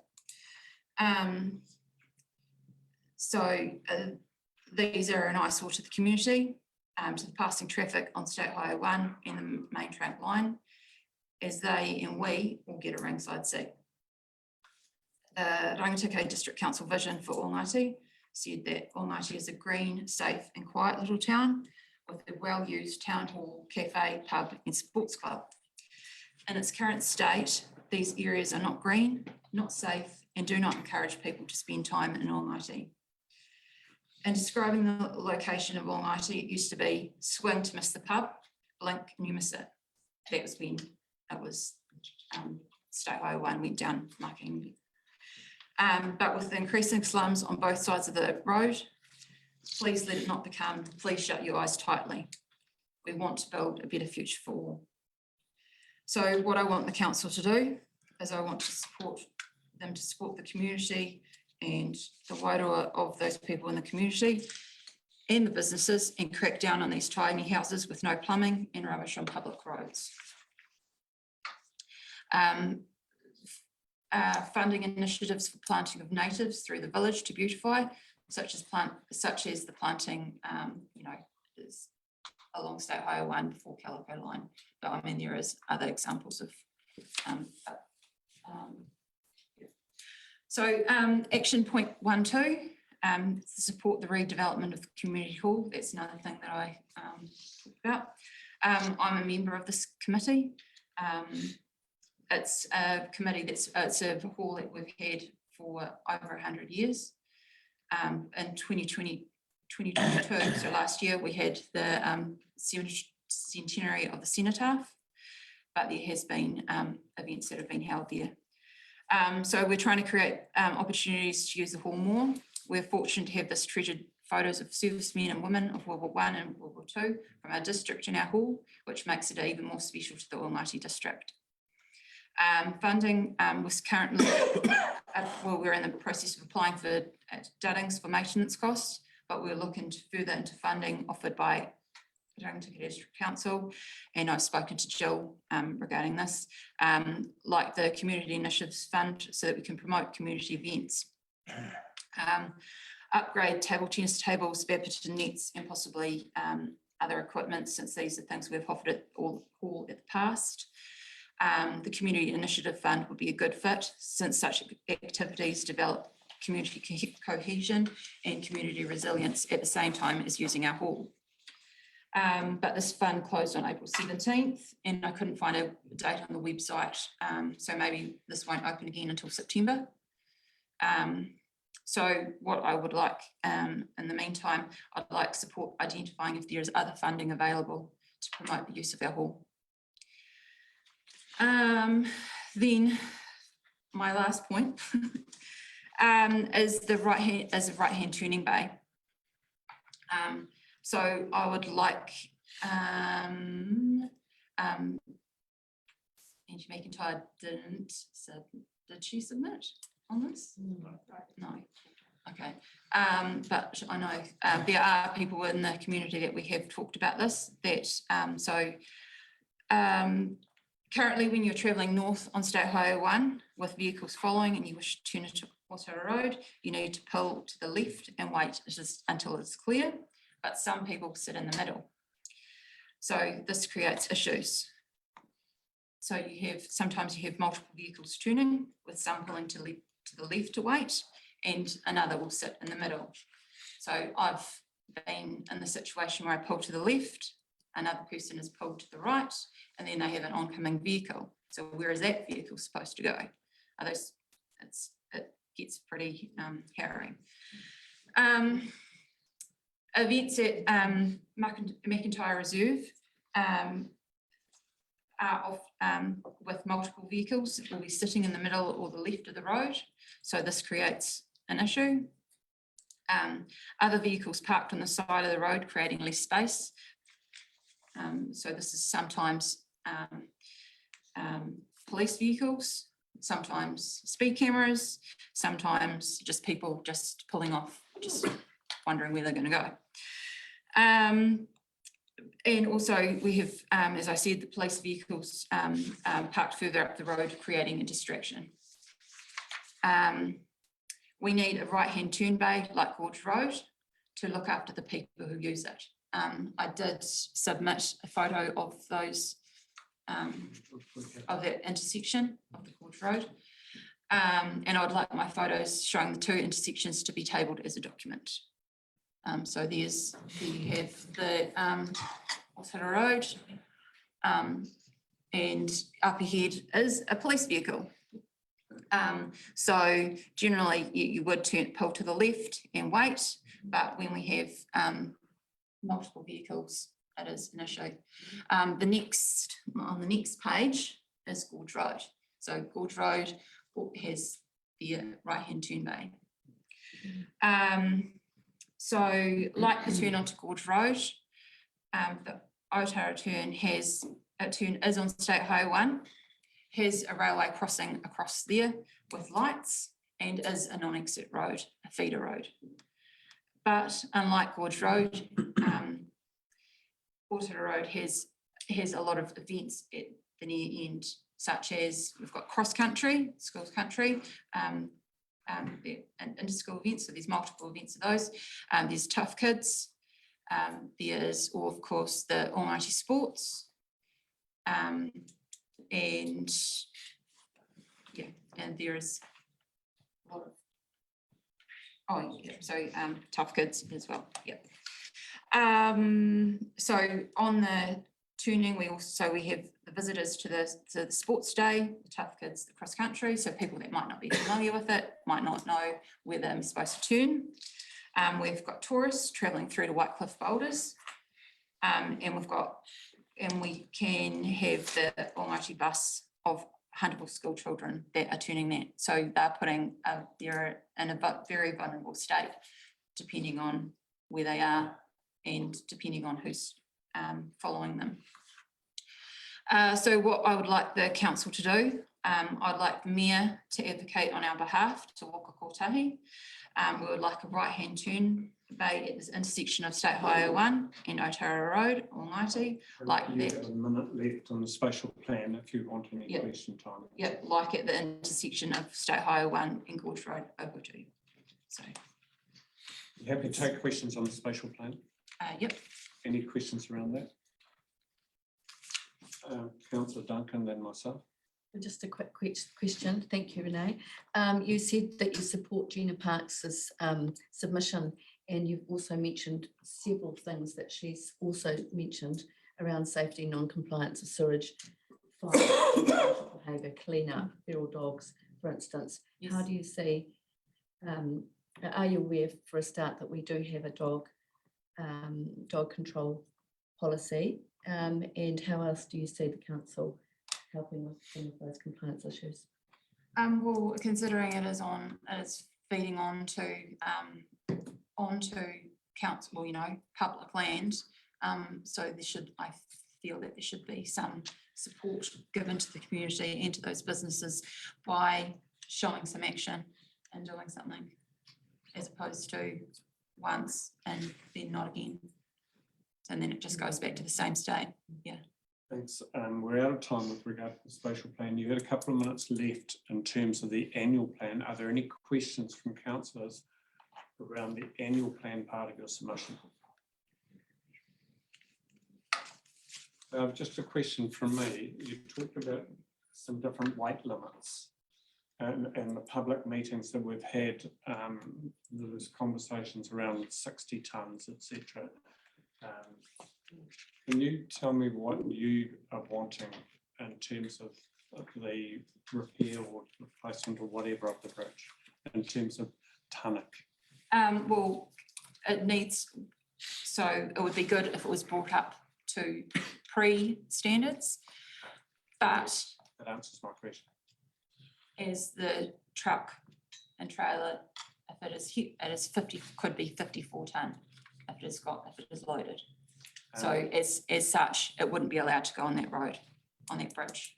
Yeah, okay. So I would need to get clarification on this because you now mentioned 54 tonne. Yeah, so which would be an HPV vehicle. Yeah, so full as a truck and so what I'd like is so that it needs brought up to its previous standard of 44, but also looking to future-proof it by making it available for trucks and trailers, loaded and unloaded. Thank you. Any further questions for councillors? Thank you very much. Thank you.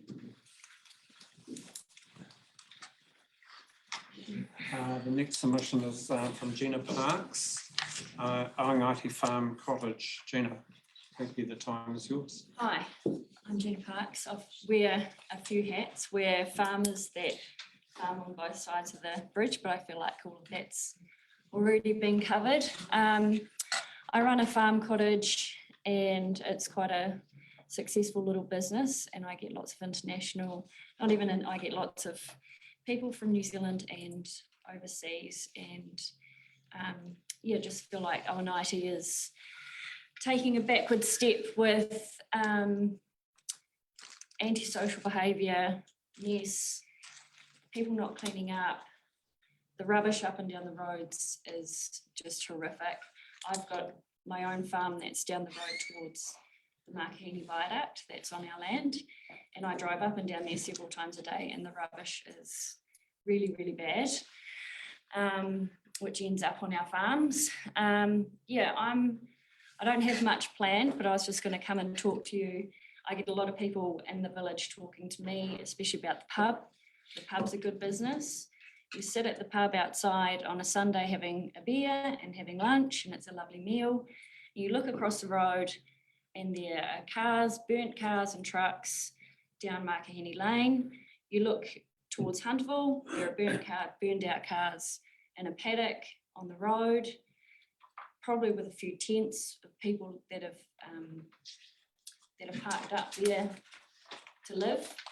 And then you look towards Taihape, there's a burnt shed that has not been cleaned up, that needs pressure put on it, because if the pub's not there, the pub's a real community asset. Everyone goes there on a Friday and a Saturday night. Quite often there's no room in there. And it's a real disappointment that we're having to deal with that and look at that for years. I'm not sure what we can do about it because it's on private land, but the land in front of that shed is council land. And so at least maybe hide it somehow, plant it up, hide it, I don't know. Yeah, I send all of my guests to the Boulders, up to Arlestone, they go rafting, and then they come back. Like I've had guests run over a dog that's just like on the road with all of these shitty dogs that are hanging around that probably don't have licenses. We have to license our dogs on the farm, so surely they have to license their dogs. I had an Australian family stay last Monday, and they were locked in the cottage because the armed offenders were in the village for vigilante stuff going on between neighbours. Yeah, I don't know. I'm just here to let you guys know what we deal with. We live right in the village. We farm behind the pub and along the straits there. And so my husband and I and our little kids quite often don't feel safe. Our kids aren't sleeping at night time because of what happened last week. Yeah, I don't know. I don't know what we can do about it. And the police, we speak to the police a lot, and they say that ONIT is using too much police resources. So yeah, and then you've got all the little tiny homes on there that, because they're tiny homes, they don't have to be consented, or they don't have to have septic tanks. I know for a fact they go to the toilet in our paddocks. They steal water off us. They don't have power. Their antisocial behaviour is appalling. There's at least half a dozen on our side of, like, the pub side, and there's room for more. And then down the Makahini Lane, I know Tim and Margaret Young that live at the end of that lane, and they have to drive past it, all the crap down there all the time. It's devaluing their property, it's devaluing our property. It's just not a good look.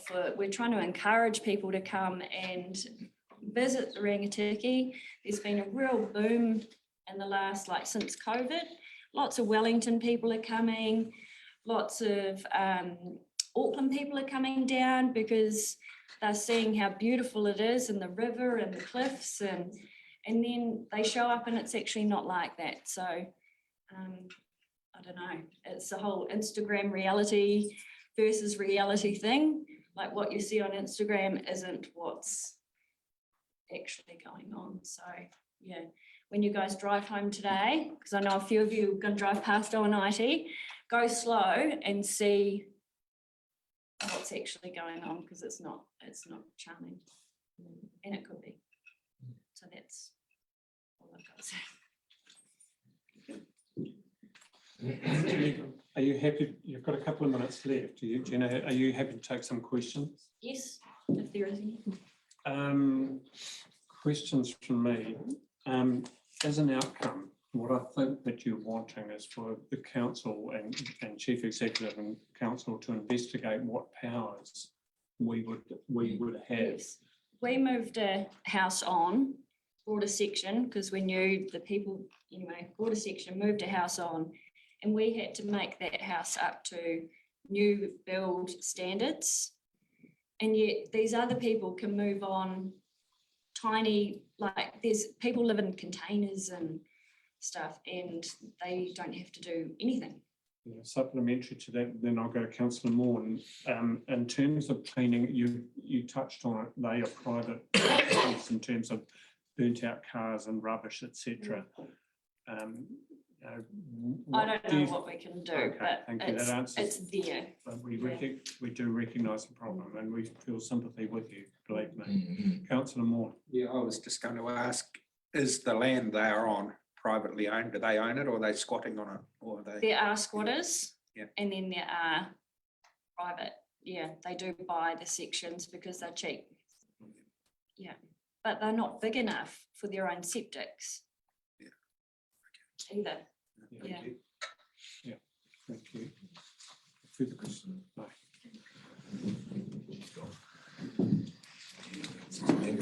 Thank you, Gina.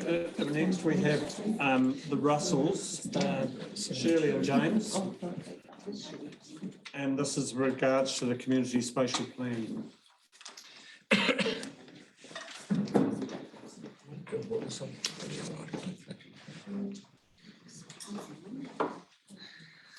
James, are you aware of the time limits that you have, including questions? We know each other well, so the time is yours. Good morning. It's good to see you all here and to be able to make submissions.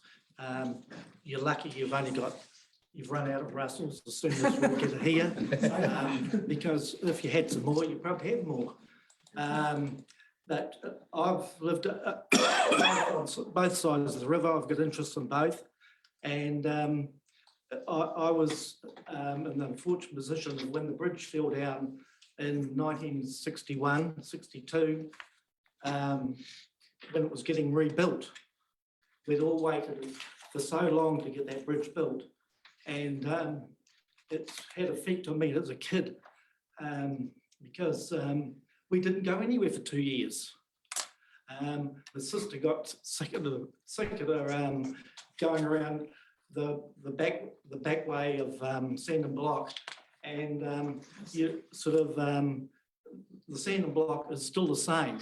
And I realise, telling you here, that that's across the river, but I can remember ringing up both councils at one stage talking about the cemeteries, because I was moaning about, well, not moaning about my rates, but I was just, they had rates for halls, they had rates for this, they had rates for everything. I know Horizon have got rates for transport, city transport.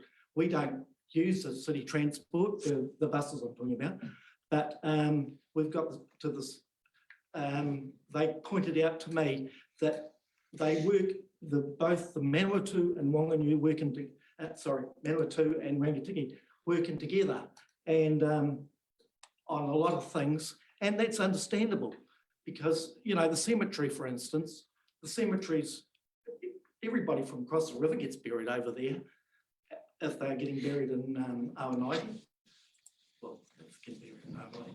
But anyway, the halls is the main function for over the river. If they didn't have the people from over the river, the hall wouldn't be there. If they didn't have the hotel over there, it's all patrons, well, not all patrons, but a lot of its patrons come from across the river. All the businesses have died down. In 1961, 62, if you look back on history, you'll find that that's when 2 schools closed down over those years because it was one that was easy to come across the river, but there was a lot less people over there to keep those schools going, and so we naturally come over to Awanai.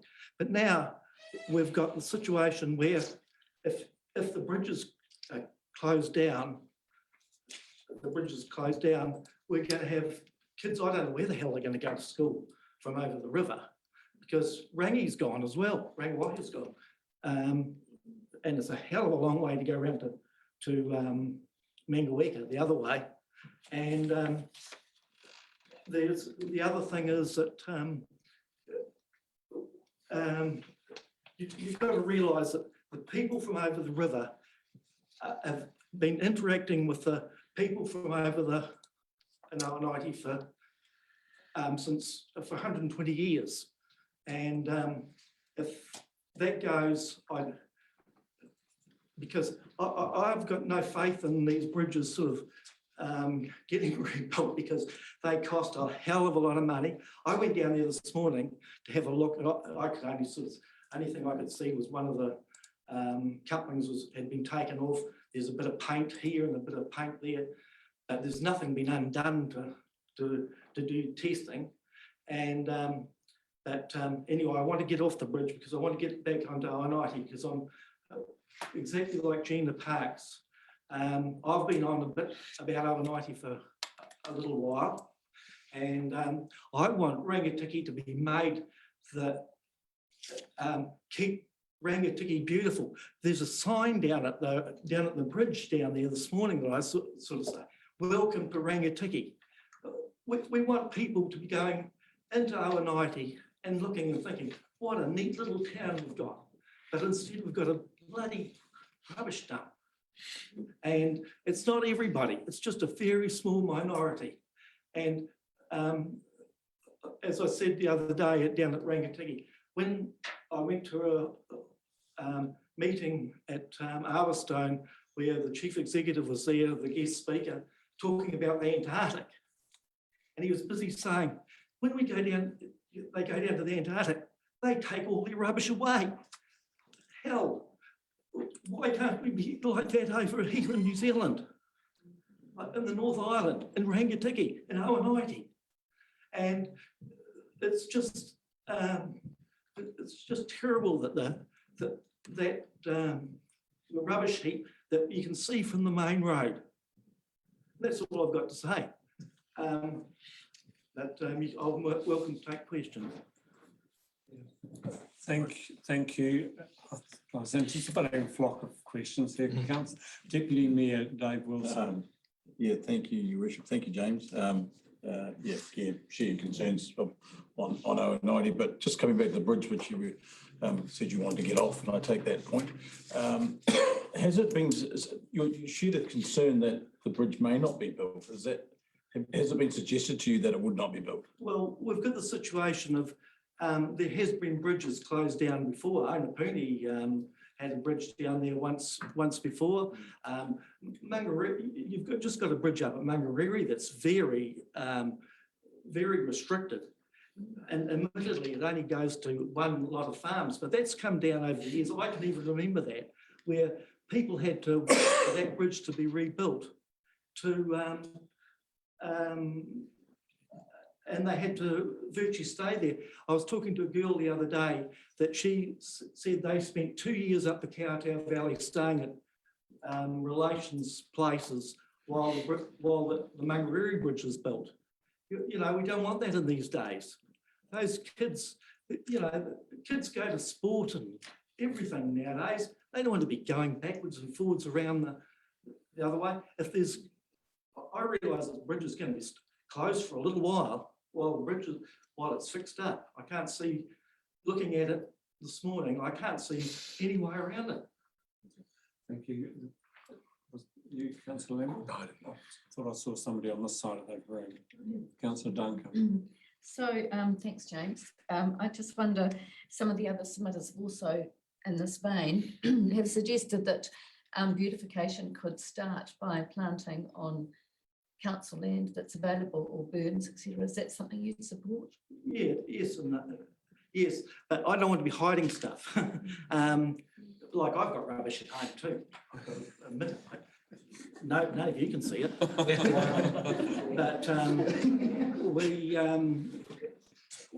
we just want to get rid of it. The stuff at I can't understand the stuff at the where the old engineering shop was burnt down. Why the heck it is still there?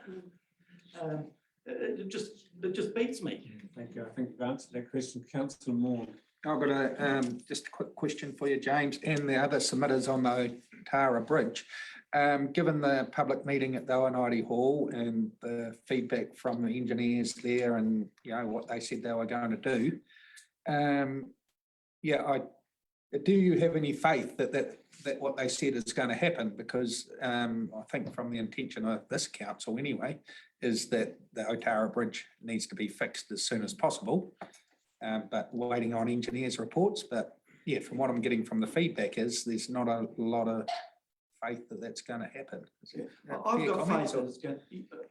I've got faith that you jokers are, and ladies, have got the interest, but I think we've got to keep on putting it to you, to put it in front of you all the time, because dealing with two councils is a worry. And there was a Mr. Jones there at that last meeting that really sort of worried me, because he sort of seemed to be so angry about if Brian Rendell hadn't got that organised, I think we would still be, well, we wouldn't be having these submissions today about it, because look, we're here, I've only heard about Oanaiti today, and the Otara Bridge. Where the hell's everybody else is happy? I must add that I'm happy to the Taihape Halls, something's done with that too. Okay, we are pretty much out of time. Yeah. Thank you for your time. Well, I was just going to. Shirley, this is part of your time as well, as I understand it. I will allow a little bit of leniency. I'll give you a minute. Okay. I'm sorry, but Okay. well, I just the rules I have. I just feel it's so stressful for the families over there. Edit starts at the top of the farmer. He's got to do extra planning on getting his stock to whether it's going to be down to Kokako or on the Wanganui side. He's got to choose which trucking company is going to work for him and get them there on time. Contractors, they've got to work out plans of how to get their vehicles and everything from, because we use a contractor on the Rangatiki side that lives in the Manawatu side, and so he's got to stress there. It's just added, and then it comes down to the families, and they get stressed because they're stressed and all tension and everything. The mental health is not great. Okay. And that's so that's why we've got to get stuck into the Oanaiti Hall and get some more activities. There's plenty of activities at the moment, but we'll make sure that we get more to get people together and look after them and make sure that, okay, when we're in the middle of something, that we can, when you hear from somebody else, oh, okay, so we're not so bad off. Shirley, unfortunately, I do need to stop. Okay, all right then. And I just say that James's great-grandmother used to go across to school from the McGregor's sawmill, which was down from where the McIntyres live, which is opposite the Rangatira golf course. And she was on a swing and a basket. I do need to stop you there, I'm sorry. Back to that. Thank you. The next submitter I have is past councillor Jan Byford with regards to the annual plan 199. Jan, you've been through this process a few times before as both a submitter and a councillor, past councillor, and we respect that. How you use the time, as you know, is yours. Thank you. Oh, that's right. Mr. Mayor. And thank you to the councillors for allowing this process and an opportunity to speak to a very passionate building in Taihape. I'm speaking on behalf of the Taihape Heritage Trust Town Hall Subcommittee and also on my own submission. what I'd like to do, I only want to speak for about 2 or 3 minutes, and then Steve is going to run a little clip through just to give you a bit of an idea of what goes on in big production, not the one he showed before, a different one.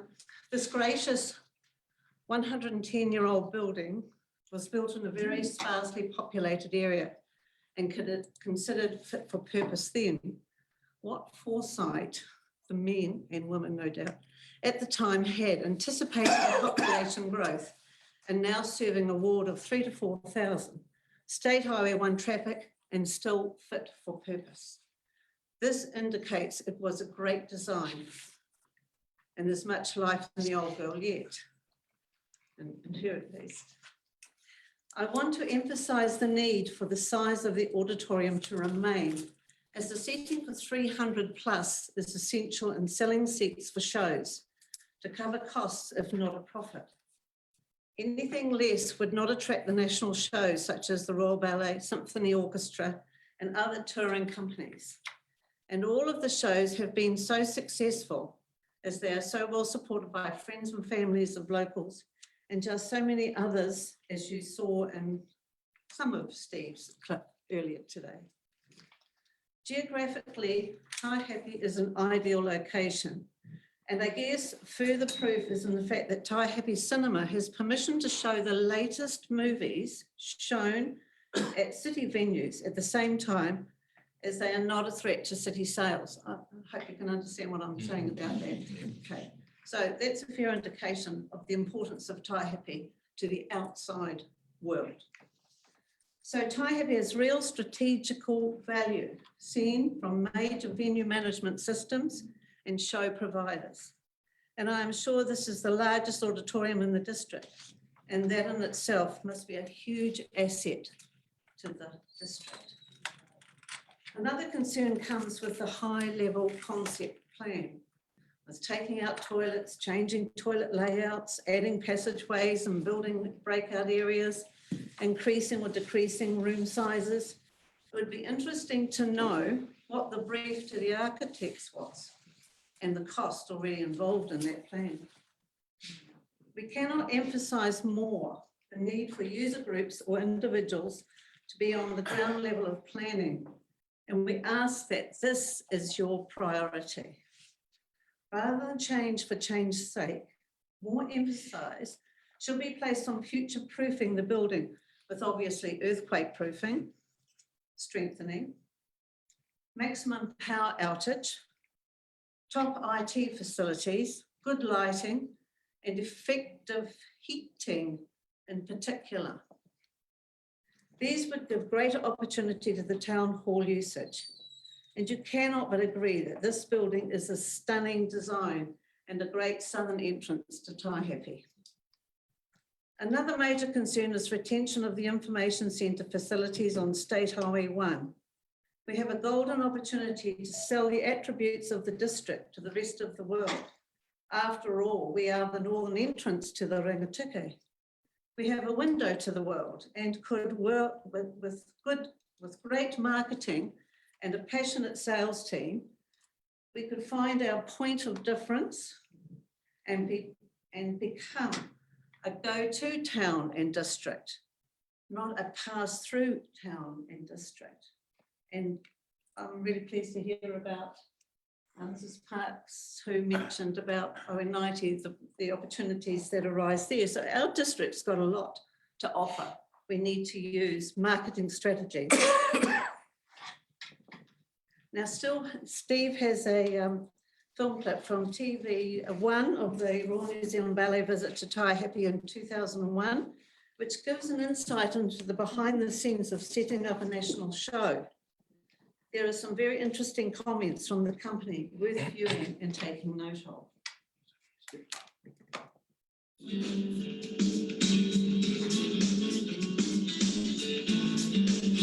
Every town has a hall, but if it's a town like Taihape that is not often a national institution comes to call. As the Royal New Zealand Ballet Company rolls into town, there are no stars on dressing room doors. There are no dressing room doors.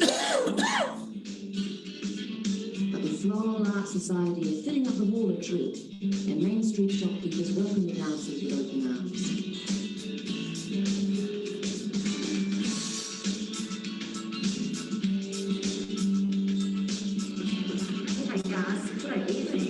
Taihape is just the first of 46 grueling one-night stands in unrelated places.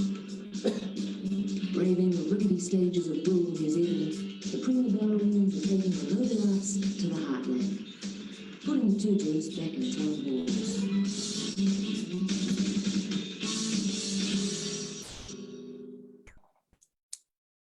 I hope I'm out of here, half past 5 and get some lunch. With a hectic 6-week itinerary, the job of tour manager is not for the faint-hearted. I was a dancer, yeah. Oh no, I like performing on stages like this. Yeah. Duke Montana, God, what a nightmare. Had one toilet, you couldn't flush it during the show because the noise would come out to the auditorium, it was freezing. We had on-off switches on that too, literally the light switch on the wall, for the house lights, stuff like that. Nightmare. So yeah, I've done some pretty cruddy venues. This one's good. We like this. When we turn up, we need to know the power supply, the amount of amps per phase, what type of plug they've got there coming through. You know, we want PDL 56 because industry standard now, but some of these venues are old town halls, they haven't been updated, you know. Whoa. Tap water pressure? We need washing machine fittings, enough power downstairs so we can run a washing machine and a dryer at the same time, so they suck a lot of power. We need space, toilets, showers, areas for the dancers to get changed, and hopefully we can divide them so we've got both sexes in the same room. Oh, we blew it out.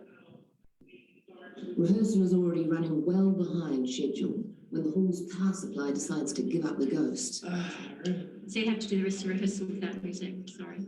Okay, when did we get to?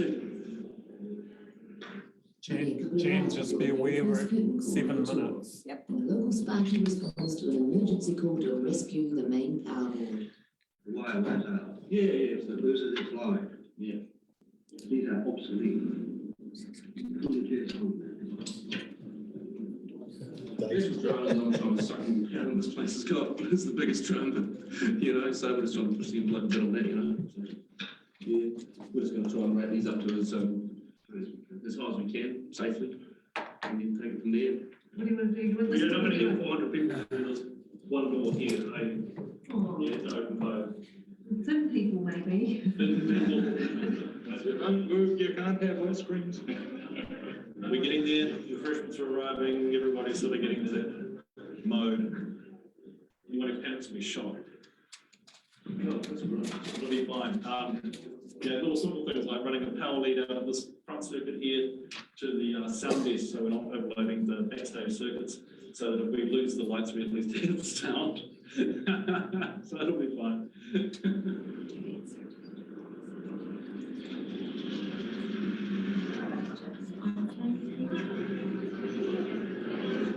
Okay, but the other thing is, if you want to go to the toilet, take a torch because the light doesn't go.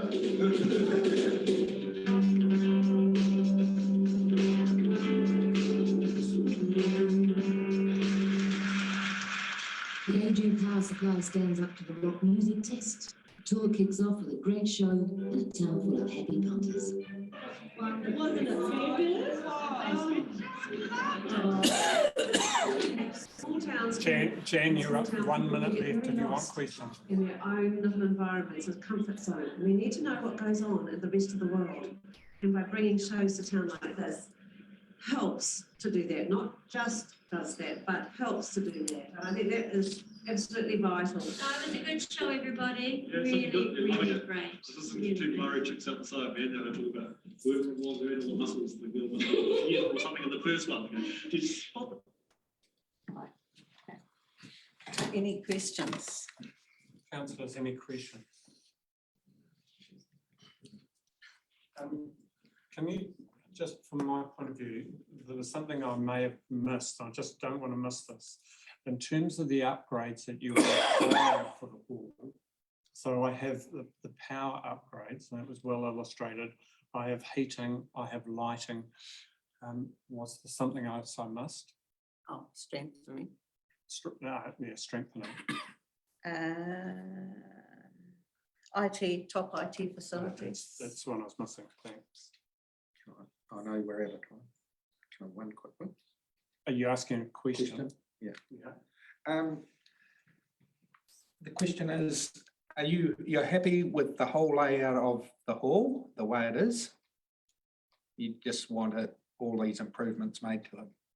Yes. You don't yes. want No, changes to looking any at other that, looking facilities? at that concept plan, Yeah. it's quite unbelievable that there were just changes made for the sake of changes, and yeah, it's something that I'd really like to be part of, and I think you've got the message also from Steve that there are people in this community who actually do have some really good ideas and the ability to help the council rather than having somebody from out of town who really doesn't understand the dynamics. Thank you very much. Good question, good point. Jan, thank you very much. Thank you for the opportunity. Next submitter we have is Moira Tanakoi.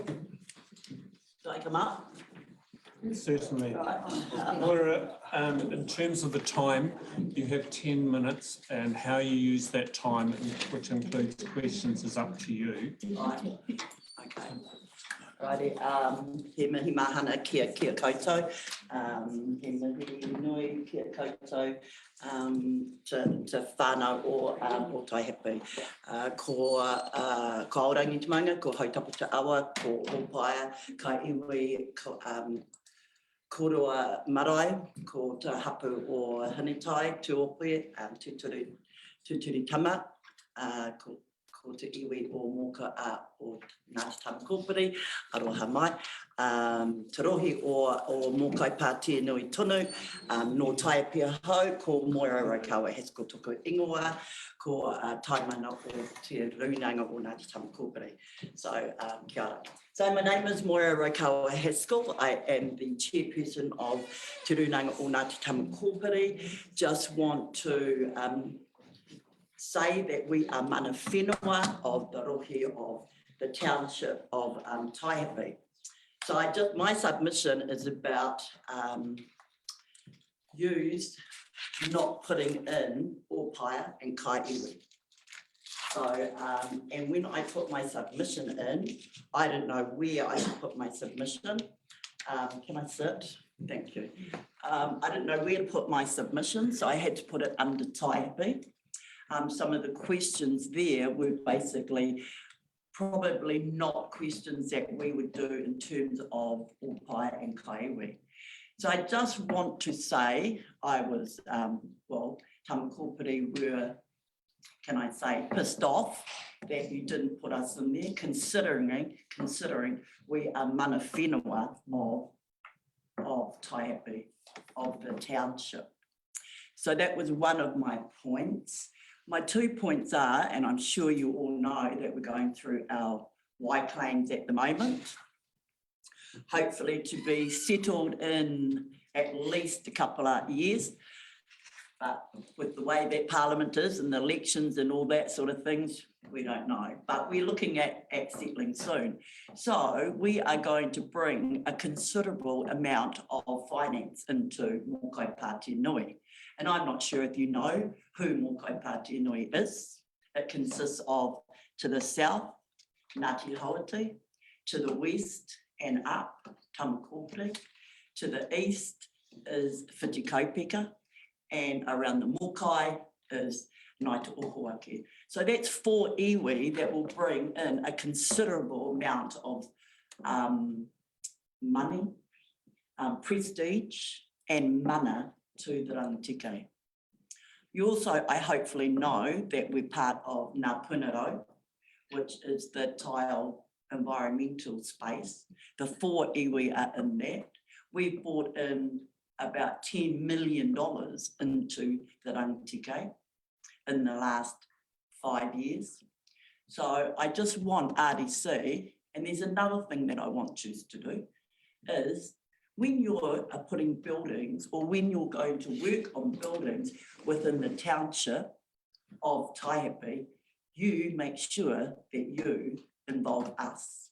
When you're working on our hautapu awa, you make sure that you inform us and that we come in the beginning, not a dial a karakia or, oh, we're just about going to open up the building. We want you to have some involvement in that.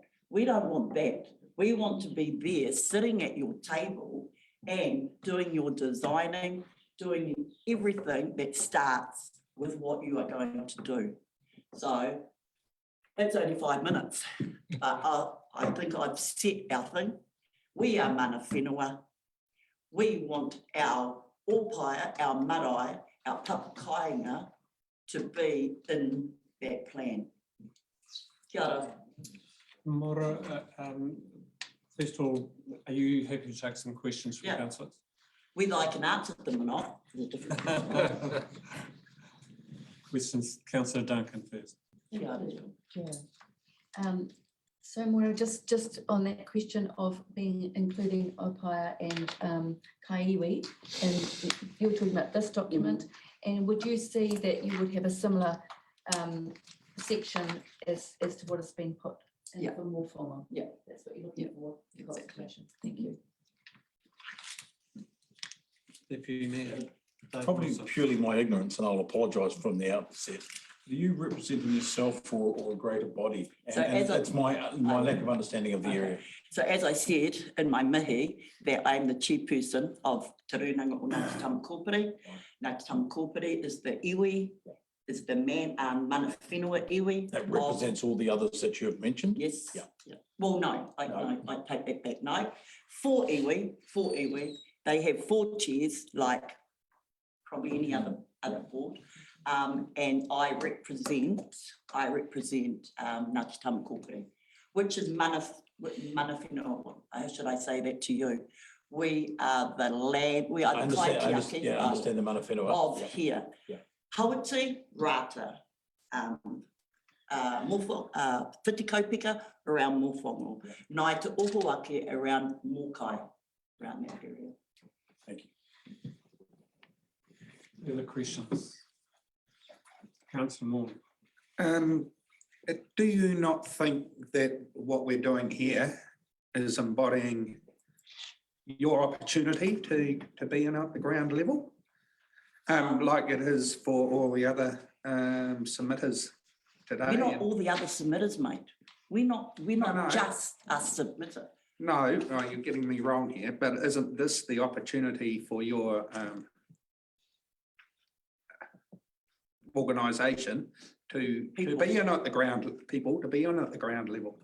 So when I say that, I'm talking about when you look at your wastewater, when you look at your pump station, when you look at the building that you've just put up there, when you're looking at, I'm not going to even talk about your existing things. When you're talking about the rec, so you're wanting to have input into the rec, you invite other iwi that don't even come from Mokai Pāti Nui Tunu. You invite them to participate in a hui with us. It's not right. How would you like it if you got invited to, I don't know, Ruapehu, and you were working on something that belonged to the rangitike? You wouldn't like that, would you? You wouldn't like them into your hui. So what we're saying is you need to do some homework in knowing who comes from Mokai Pāti Nui, what happens in this township, in Taihape Township. Councillor Duncan. Thank you. Me again. Don't put me on the spot. No, I just wondered, are you aware that we do have a cultural advisor for the Rangitikei District Council? Bonnie, yes, and that could be an avenue to educate us. Yeah, and Bonnie's been working for a month, has she, for you? Haven't seen her. So, you would have thought that your cultural advisor would have been up talking to the iwi within the rangitike. Haven't seen her. Saw Laquan. Laquan was great, Paul Laquan, I felt sorry for him because he had to work with us. But, but that's the way it is. So bring her up and, and let's talk. That appears, Maura, that appears to be all of the questions. Thank you. As always, it is a pleasure to work with you. And we'll call it quits there. All right, thank you very much. My voice was a bit quivery, but never mind. No, you're fine. See you. You should have seen my wire to Stephen. All right, I'm out of here. The next submission is from Colin Baird. Colin, if you'd like to come forward, please.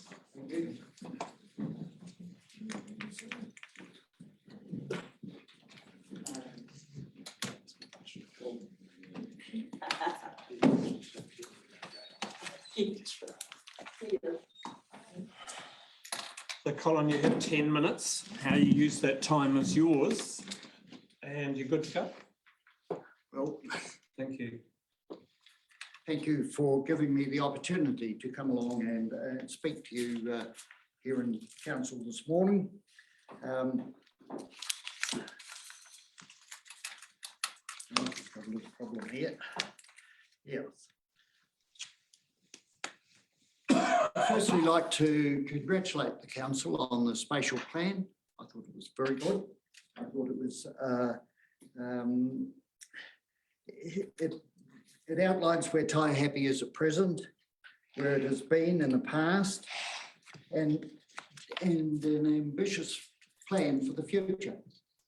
And I'd like to congratulate Katrina Gray and as project manager and the rest of the council staff on putting it all together. I thought it was very good. Well done.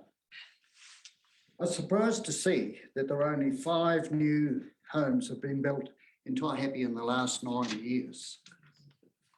That was the biggest surprise I got out of looking through the plan.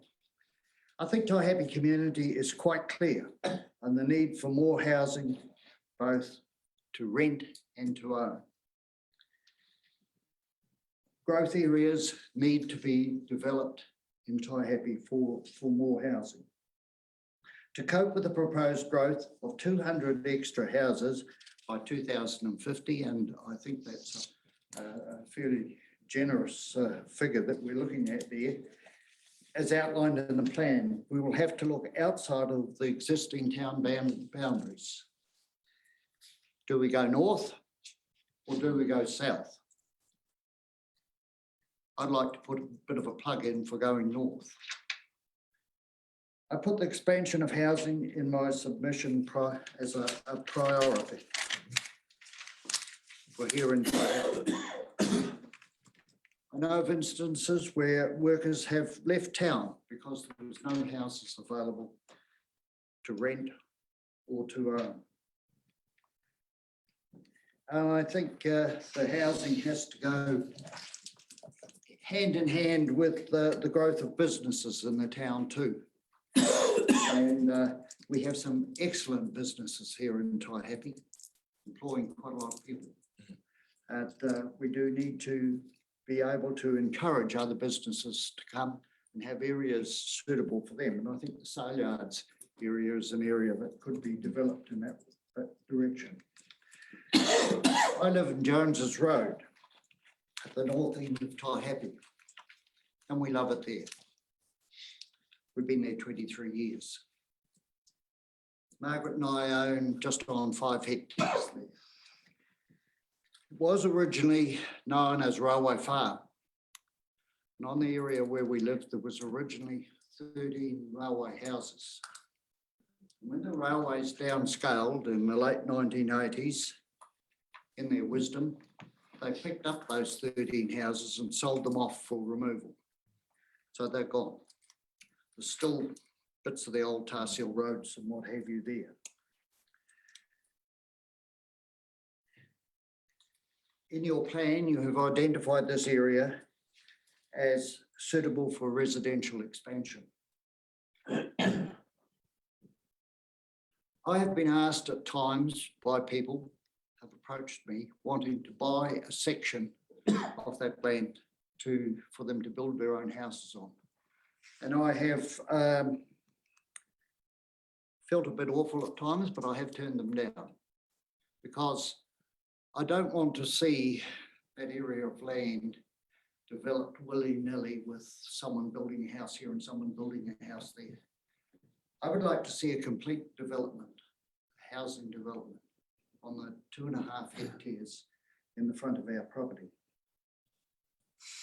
I have explored the possibility of developing those 2.5 hectares. I've had a developer from Barton, Vane Simpson, from and his partner Hayden Gould up there have a look at it. They estimate that there's probably scope there for 17 to 18 houses, more intensive development on the flat area and the scope on the sloping hillside area behind for more architecturally designed homes to be built there. But to do all this, we would need considerable cooperation from the council. Roading, footpaths, water supplies, sewerage, internet, and not to mention getting around all the consents that will be needed along the way. There are some disadvantages to putting a housing development block on that area. Firstly, you've got the traffic noise, because it's right on the #1 state highway. But it's no worse than any one boundary onto Mataroa Road or the state highway, which runs right through Taihape. The second disadvantage is a turn off the state highway into Jones's Road. There is no turning side turning lane there to put in. We have one at the corner of Goldford Street. We have one at the corner of Heron Drive. You go past Jones's Road down to Abertoir Road. We've got one there, but there isn't one, and it is an unsafe turn off the highway into Jones's Road at present. Margaret and I both went to an older driver's course, which has been organised by Horizons here in Taihape. And we put the case to the instructor who was taking the course there. And he immediately jumped in his car, came up and had a look at it and said, yes, that is a dangerous turn off. There should be a passing lane put in there. We have had a visit from a member of the regional council, and they have also said, yes, it is dangerous, it does need a passing lane put in there. And at this stage, I would like to ask council to approach the National Roads Board, or Kokako here, as I think it's now called, to do something about that turn off and about putting a passing lane in there. I also think if they're doing that, they should do something else and make an approach to the council, to the National Roads Board as well, about the pedestrian crossing in the main street of Taihape between Huia Street and between Wild Roses and Greenstone Insurance. That pedestrian crossing is a real problem for traffic turning there, large traffic queues develop behind it. And I think if that pedestrian crossing was moved down to opposite New World, which would allow traffic to go around the corner and then stop at the pedestrian crossing, it would be a much better situation. And instead of having a zebra crossing, have like what they have in Taupo, with a pedestrian crossings where you walk out to a safe area in the middle of the street where you can stand there till the traffic goes past before you walk on. I think it would increase the traffic flow considerably through the town if that was done. It also would open the opportunity to put a roundabout or something like that at the corner of Huia and Hautape.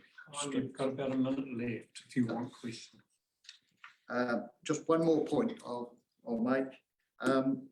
You said in your plan that you were hoping to enhance Taihape as a destination. Just a suggestion I'll throw in the air is to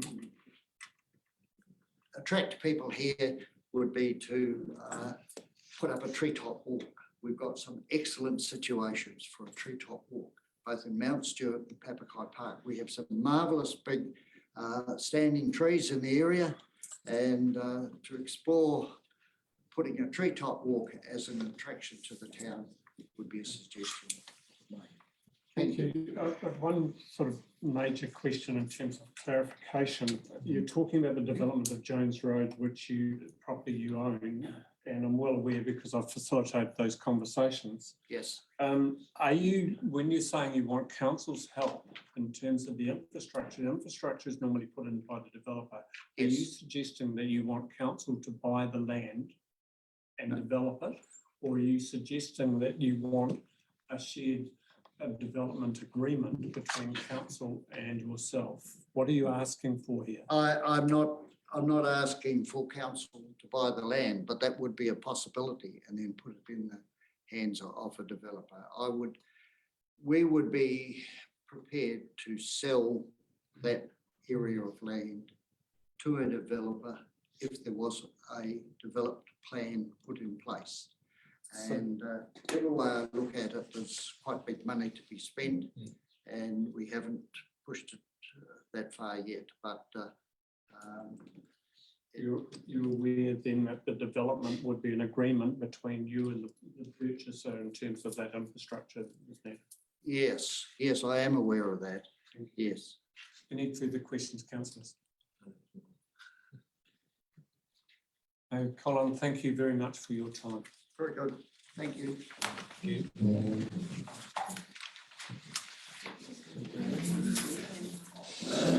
Councillors, we have two submissions from Peter Kipling Arthur. The first one is a private submission, and Peter, you'll have 10 minutes with regard to that. And I think that is an error on my part. My apologies to the Mayor and Council. I was submitting on behalf of the Community Board on the annual plan and the spatial plan, and I was doing my own private submission at the same time, so I may have ticked the wrong box. So I'm quite happy to grant you another 10 minutes towards your lunch. All right, so you're going to submit on both of those within your 10-minute time slot. That's fine. That's your call. And I'm sure the councillors will appreciate the extra 10 minutes back in their life. We will indeed.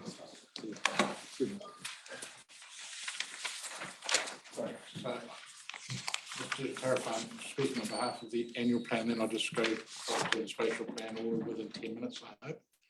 And then 10 minutes free for question, is that right? Yep. So what you're asking for is 10 minutes in total, or are you asking for 10 minutes on both?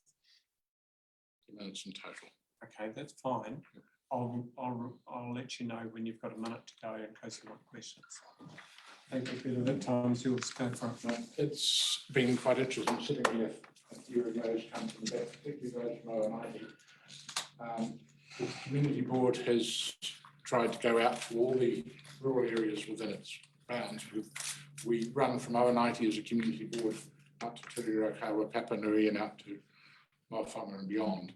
So we're actually quite a large community board, and those links are something that we need to build on. So that I'll touch on that later. But in terms of the annual plan, it's fairly straightforward in terms of the submission. We want to use what we have. We want to make the most of our resources. And the community board said they would support option 1, the restoration of the town hall civic complex, because as they see it as an icon, it's one that is photographed. When I first came to town, I couldn't imagine the number of tourists pre-COVID that you ran over just outside the town hall, because they were taking photographs in the middle of the road. It is an icon. It is the centre of the town. And the other thing to bear in mind, in 1912, when it was opened, it was the envy of New Zealand, because it was the biggest small town civic centre. It had the power. We had our own power supply. We had our own water and sewage, and we had our own library, all in one complex in 1912, and was commented on. So from that point of view, the one-stop shop is what we want, but we do definitely support what has been said before, that the problems that have existed have been heating, and sound. And that often things have been done by previous councils, and I don't mean necessarily the district council, without input from the users. And if the council is looking at improving this, improving the heating, by getting users involved and assisting them with the improvements and planning them, then it's going to be fit for purpose because they will want to use it. That's the last thing you want to do is build or refurb something like this and find that there is an issue down the track with electrical, soundproofing, access to stage, etc. We also, most of the community board had managed to attend both the earthquake strengthening sessions that were run by the council, the one in Bulls and the one up here. And they both took on board that engineers often have different pricings. And there are different methods, particularly for wooden buildings, older wooden buildings. Some of those methods are people going back to what was structured in the first place and using modern variations on old techniques to get the strengthening, rather than just putting in concrete and steel. And we'd ask that you look at that when you look at the contracts. Particularly, I mean, I refer to Arthur Morgenstern and Demetrio Deja. They had really interesting comments to make about how to make the most out of buildings. And I think you've had experience with Mr. Morgenstern in Bulls that was reasonably successful. So that's really that. All I can say is that the comments and feedback that the community board have had overall from across the community has been positive. Please keep the civic centre where it is, and it's a community centre. It makes that end of town live. At the moment, it's a bit dead. Option 2, Martin option. We're quite happy that Martin should decide what Martin wants, because Martin, we believe, is probably going to say the same to us. That, you know, it's what you need, what you get. Option 3, the footpath. Again, very happy to support the footpath, preferably also if the school come to the party with some of the costs. We do recognise it's a precedent, and it comes up in our submission regarding footpaths in Mangaweka, road crossings in Mangaweka, and footpaths along from Dixon Way, Taihape Valley Road down to Taihape Street. The one concern that we did have was the proposed reduction in community funding. The reason we were concerned, not because our funding could be cut, which it possibly could be, but because the funding that is available to groups who are setting out to do things in the community, that $500 or $1,000 is often the seed money that you as a council will reap the benefit 4 or 5 years down the track. You've got people, you just need to fund them to get them up to speed. So it's those other, that are the key areas. On some of our submissions really refer to the spatial plan as well, which is the housing. And thank you, Colin, for your comments there. We need land. We haven't got a lot of flat land. That's one thing. We need a change possibly in the planning regulations, subdivision regulations, and I won't mention more than once the slip zone. But we do need to be able to make sure that the people who have 3/4 acre section or half acre section can subdivide. And the other thing too, of course, with that is access. And this is where we would ask quite heavily of the council through its roading division, work with Kokako to get a coherent plan through for the regional areas like Mangaweka, where they've got a school on one side of the main highway, no crossing, and residential on the other side. And those sort of things, Taihape could work through with us, with the community and the council, would make sense. But it's going to be a long-term thing, I know, which is why I'm talking about with the spatial plan. The same with transport.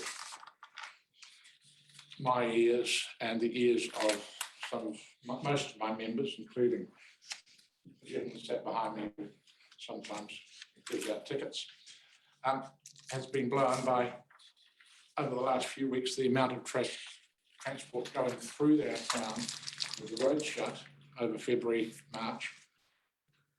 It was literally constant traffic going through.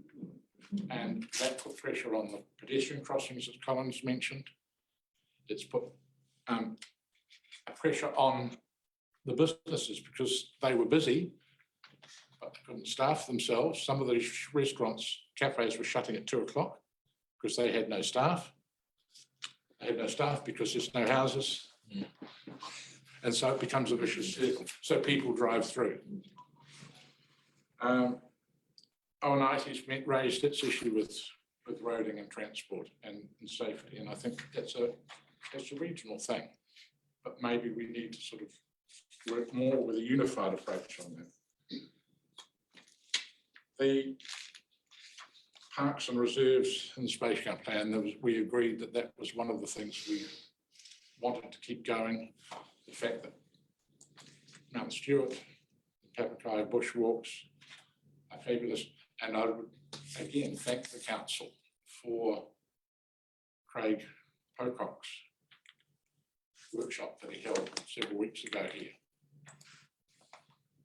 It seemed to unify all the users of the park, the people who did use the park and walked in. And Craig said he was impressed with the fact that Taihape has another jewel in the crown. To go with the grandstand, to go with the town hall, and that is the Memorial Park and the bushwalks and everything that goes with it. And he says that's something that can be made a heck of a lot of good. I wondered. And the other small issue for long-term planning, and it's not something we can possibly do this year other than maybe investigate as a community board and out in the wider community. But we would ask your help with recycling, because it was raised at three of the small consultations out in the areas that they have recycling. They want to recycle their plastic, their waste, their paper. But to do so, they've got to travel 20 minutes, half an hour into town to go to the dump when the dump's open. So it's those sorts of things. It's a challenge that's facing Taihape. And I use Taihape as a large area, ONIT through to Timahanga and north.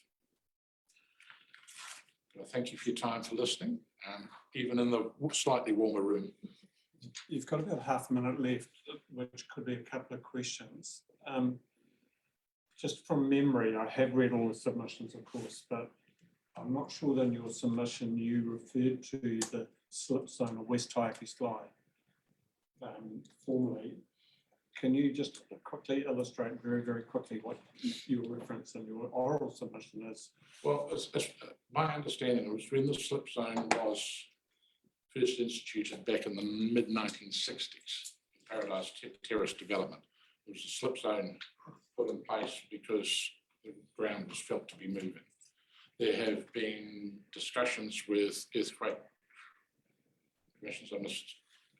Councillor Wong possibly could fill you in better because his house is actually in the middle of the slip zone. Yes, Peter, the key question is what do you want council to do with it? Well, the feedback we have had from in Taihape, particularly those who haven't been here a long time, is that they don't understand if it's not actually slipping and hasn't slipped in the last 40 odd years, why they can't do something with that land. Anything quickly from councillors? No, Peter, thank you very much for your submission of both your personal views and the submission on behalf of the community board. Congratulations, thank you for your leadership with regard to that group. Well done, thank you. Who the hell brought the spatial plan up that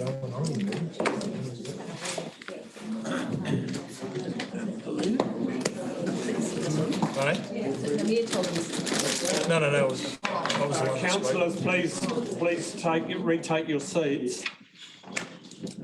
We've got one verbal submission that has been requested to have been read out at the meeting by Councillor Wong. I am prepared to accept this as it's been tabled and given. And Councillor, how long do you require to? 3 minutes. We'll give you 3 minutes, please. Your time starts now, and from the point of view of records, can you record that this has been read by Councillor Wong at this time? Thank you. The board had this email to you, I expect a submission from a Max Shearlaw who has requested that I read it out at the, he wanted to appear here, but he's in the UK at the moment. Just before you do that, can I ask you at what time did you receive this submission? Sorry, if I can put some clarity around Yes, this. please. This submission was provided to us within the normal time frame. That's fine. And just at the bottom, it asks for Councillor Wong. That's fine. I just want to make sure that it complies. Thank you. He says, my family immigrated to Taihape in 1975. I went to school and spent the first few years of my working life in Taihape. I have many fond memories of playing badminton in the town hall, watching rugby on the Memorial Grandstand, the Royal Park Grandstand. I served for 9 years as a Hutt City councillor, so I'm familiar with annual and long-term planning process. I have concerns that the community are now being corralled into deciding between very narrow options in relation to those two important Taihape assets. In the case of the grandstand, the council preferred option is unrealistic, provides less than half the required funding for strengthening and upgrading the historic asset. The plan makes no mention of how the remainder is to be raised. It is unrealistic to expect the Taihape community to raise more than $1 million towards the cost of upgrading the grandstand. No funder will contribute money towards upgrading a council asset. It would be different if, say, the Taihape Squash Club were extending their premises. Community funders may well contribute towards upgrading a privately owned community facility. They will not contribute towards the council-based facility. The only possible option for raising the shortfall to upgrade the grandstand would be a way of targeting based on Taihape properties. If that is the council's secondary agenda, it needs to come out and say so now. The situation could be seen as broader to the Taihape community when the council is proposing to spend more than $30 million upgrading the Martin Town Centre. Ratepayers are being corralled into believing upgrade of the financial magnitude is required. There are no options in the annual plan for an upgrade that costs significantly less. Having been involved in council infrastructure planning for 9 years, I know that many options are considered behind the scenes before the public. The council should agree to fully fund upgrade both the Taihape Town Hall and Memorial Park Grandstand and reduce the budget of the Martin Town Centre upgrade to compensate. Would somebody like to move that we receive that submission? Councillor Wilson, then seconded. Councillor Duncan, those in favour, aye. Those against, carried. Thank you, councillors. That brings us to an end of this session, and we're due to start again in Martin at what time? 2 o'clock. Thank you for your time. Thank you for some of us still left in the room.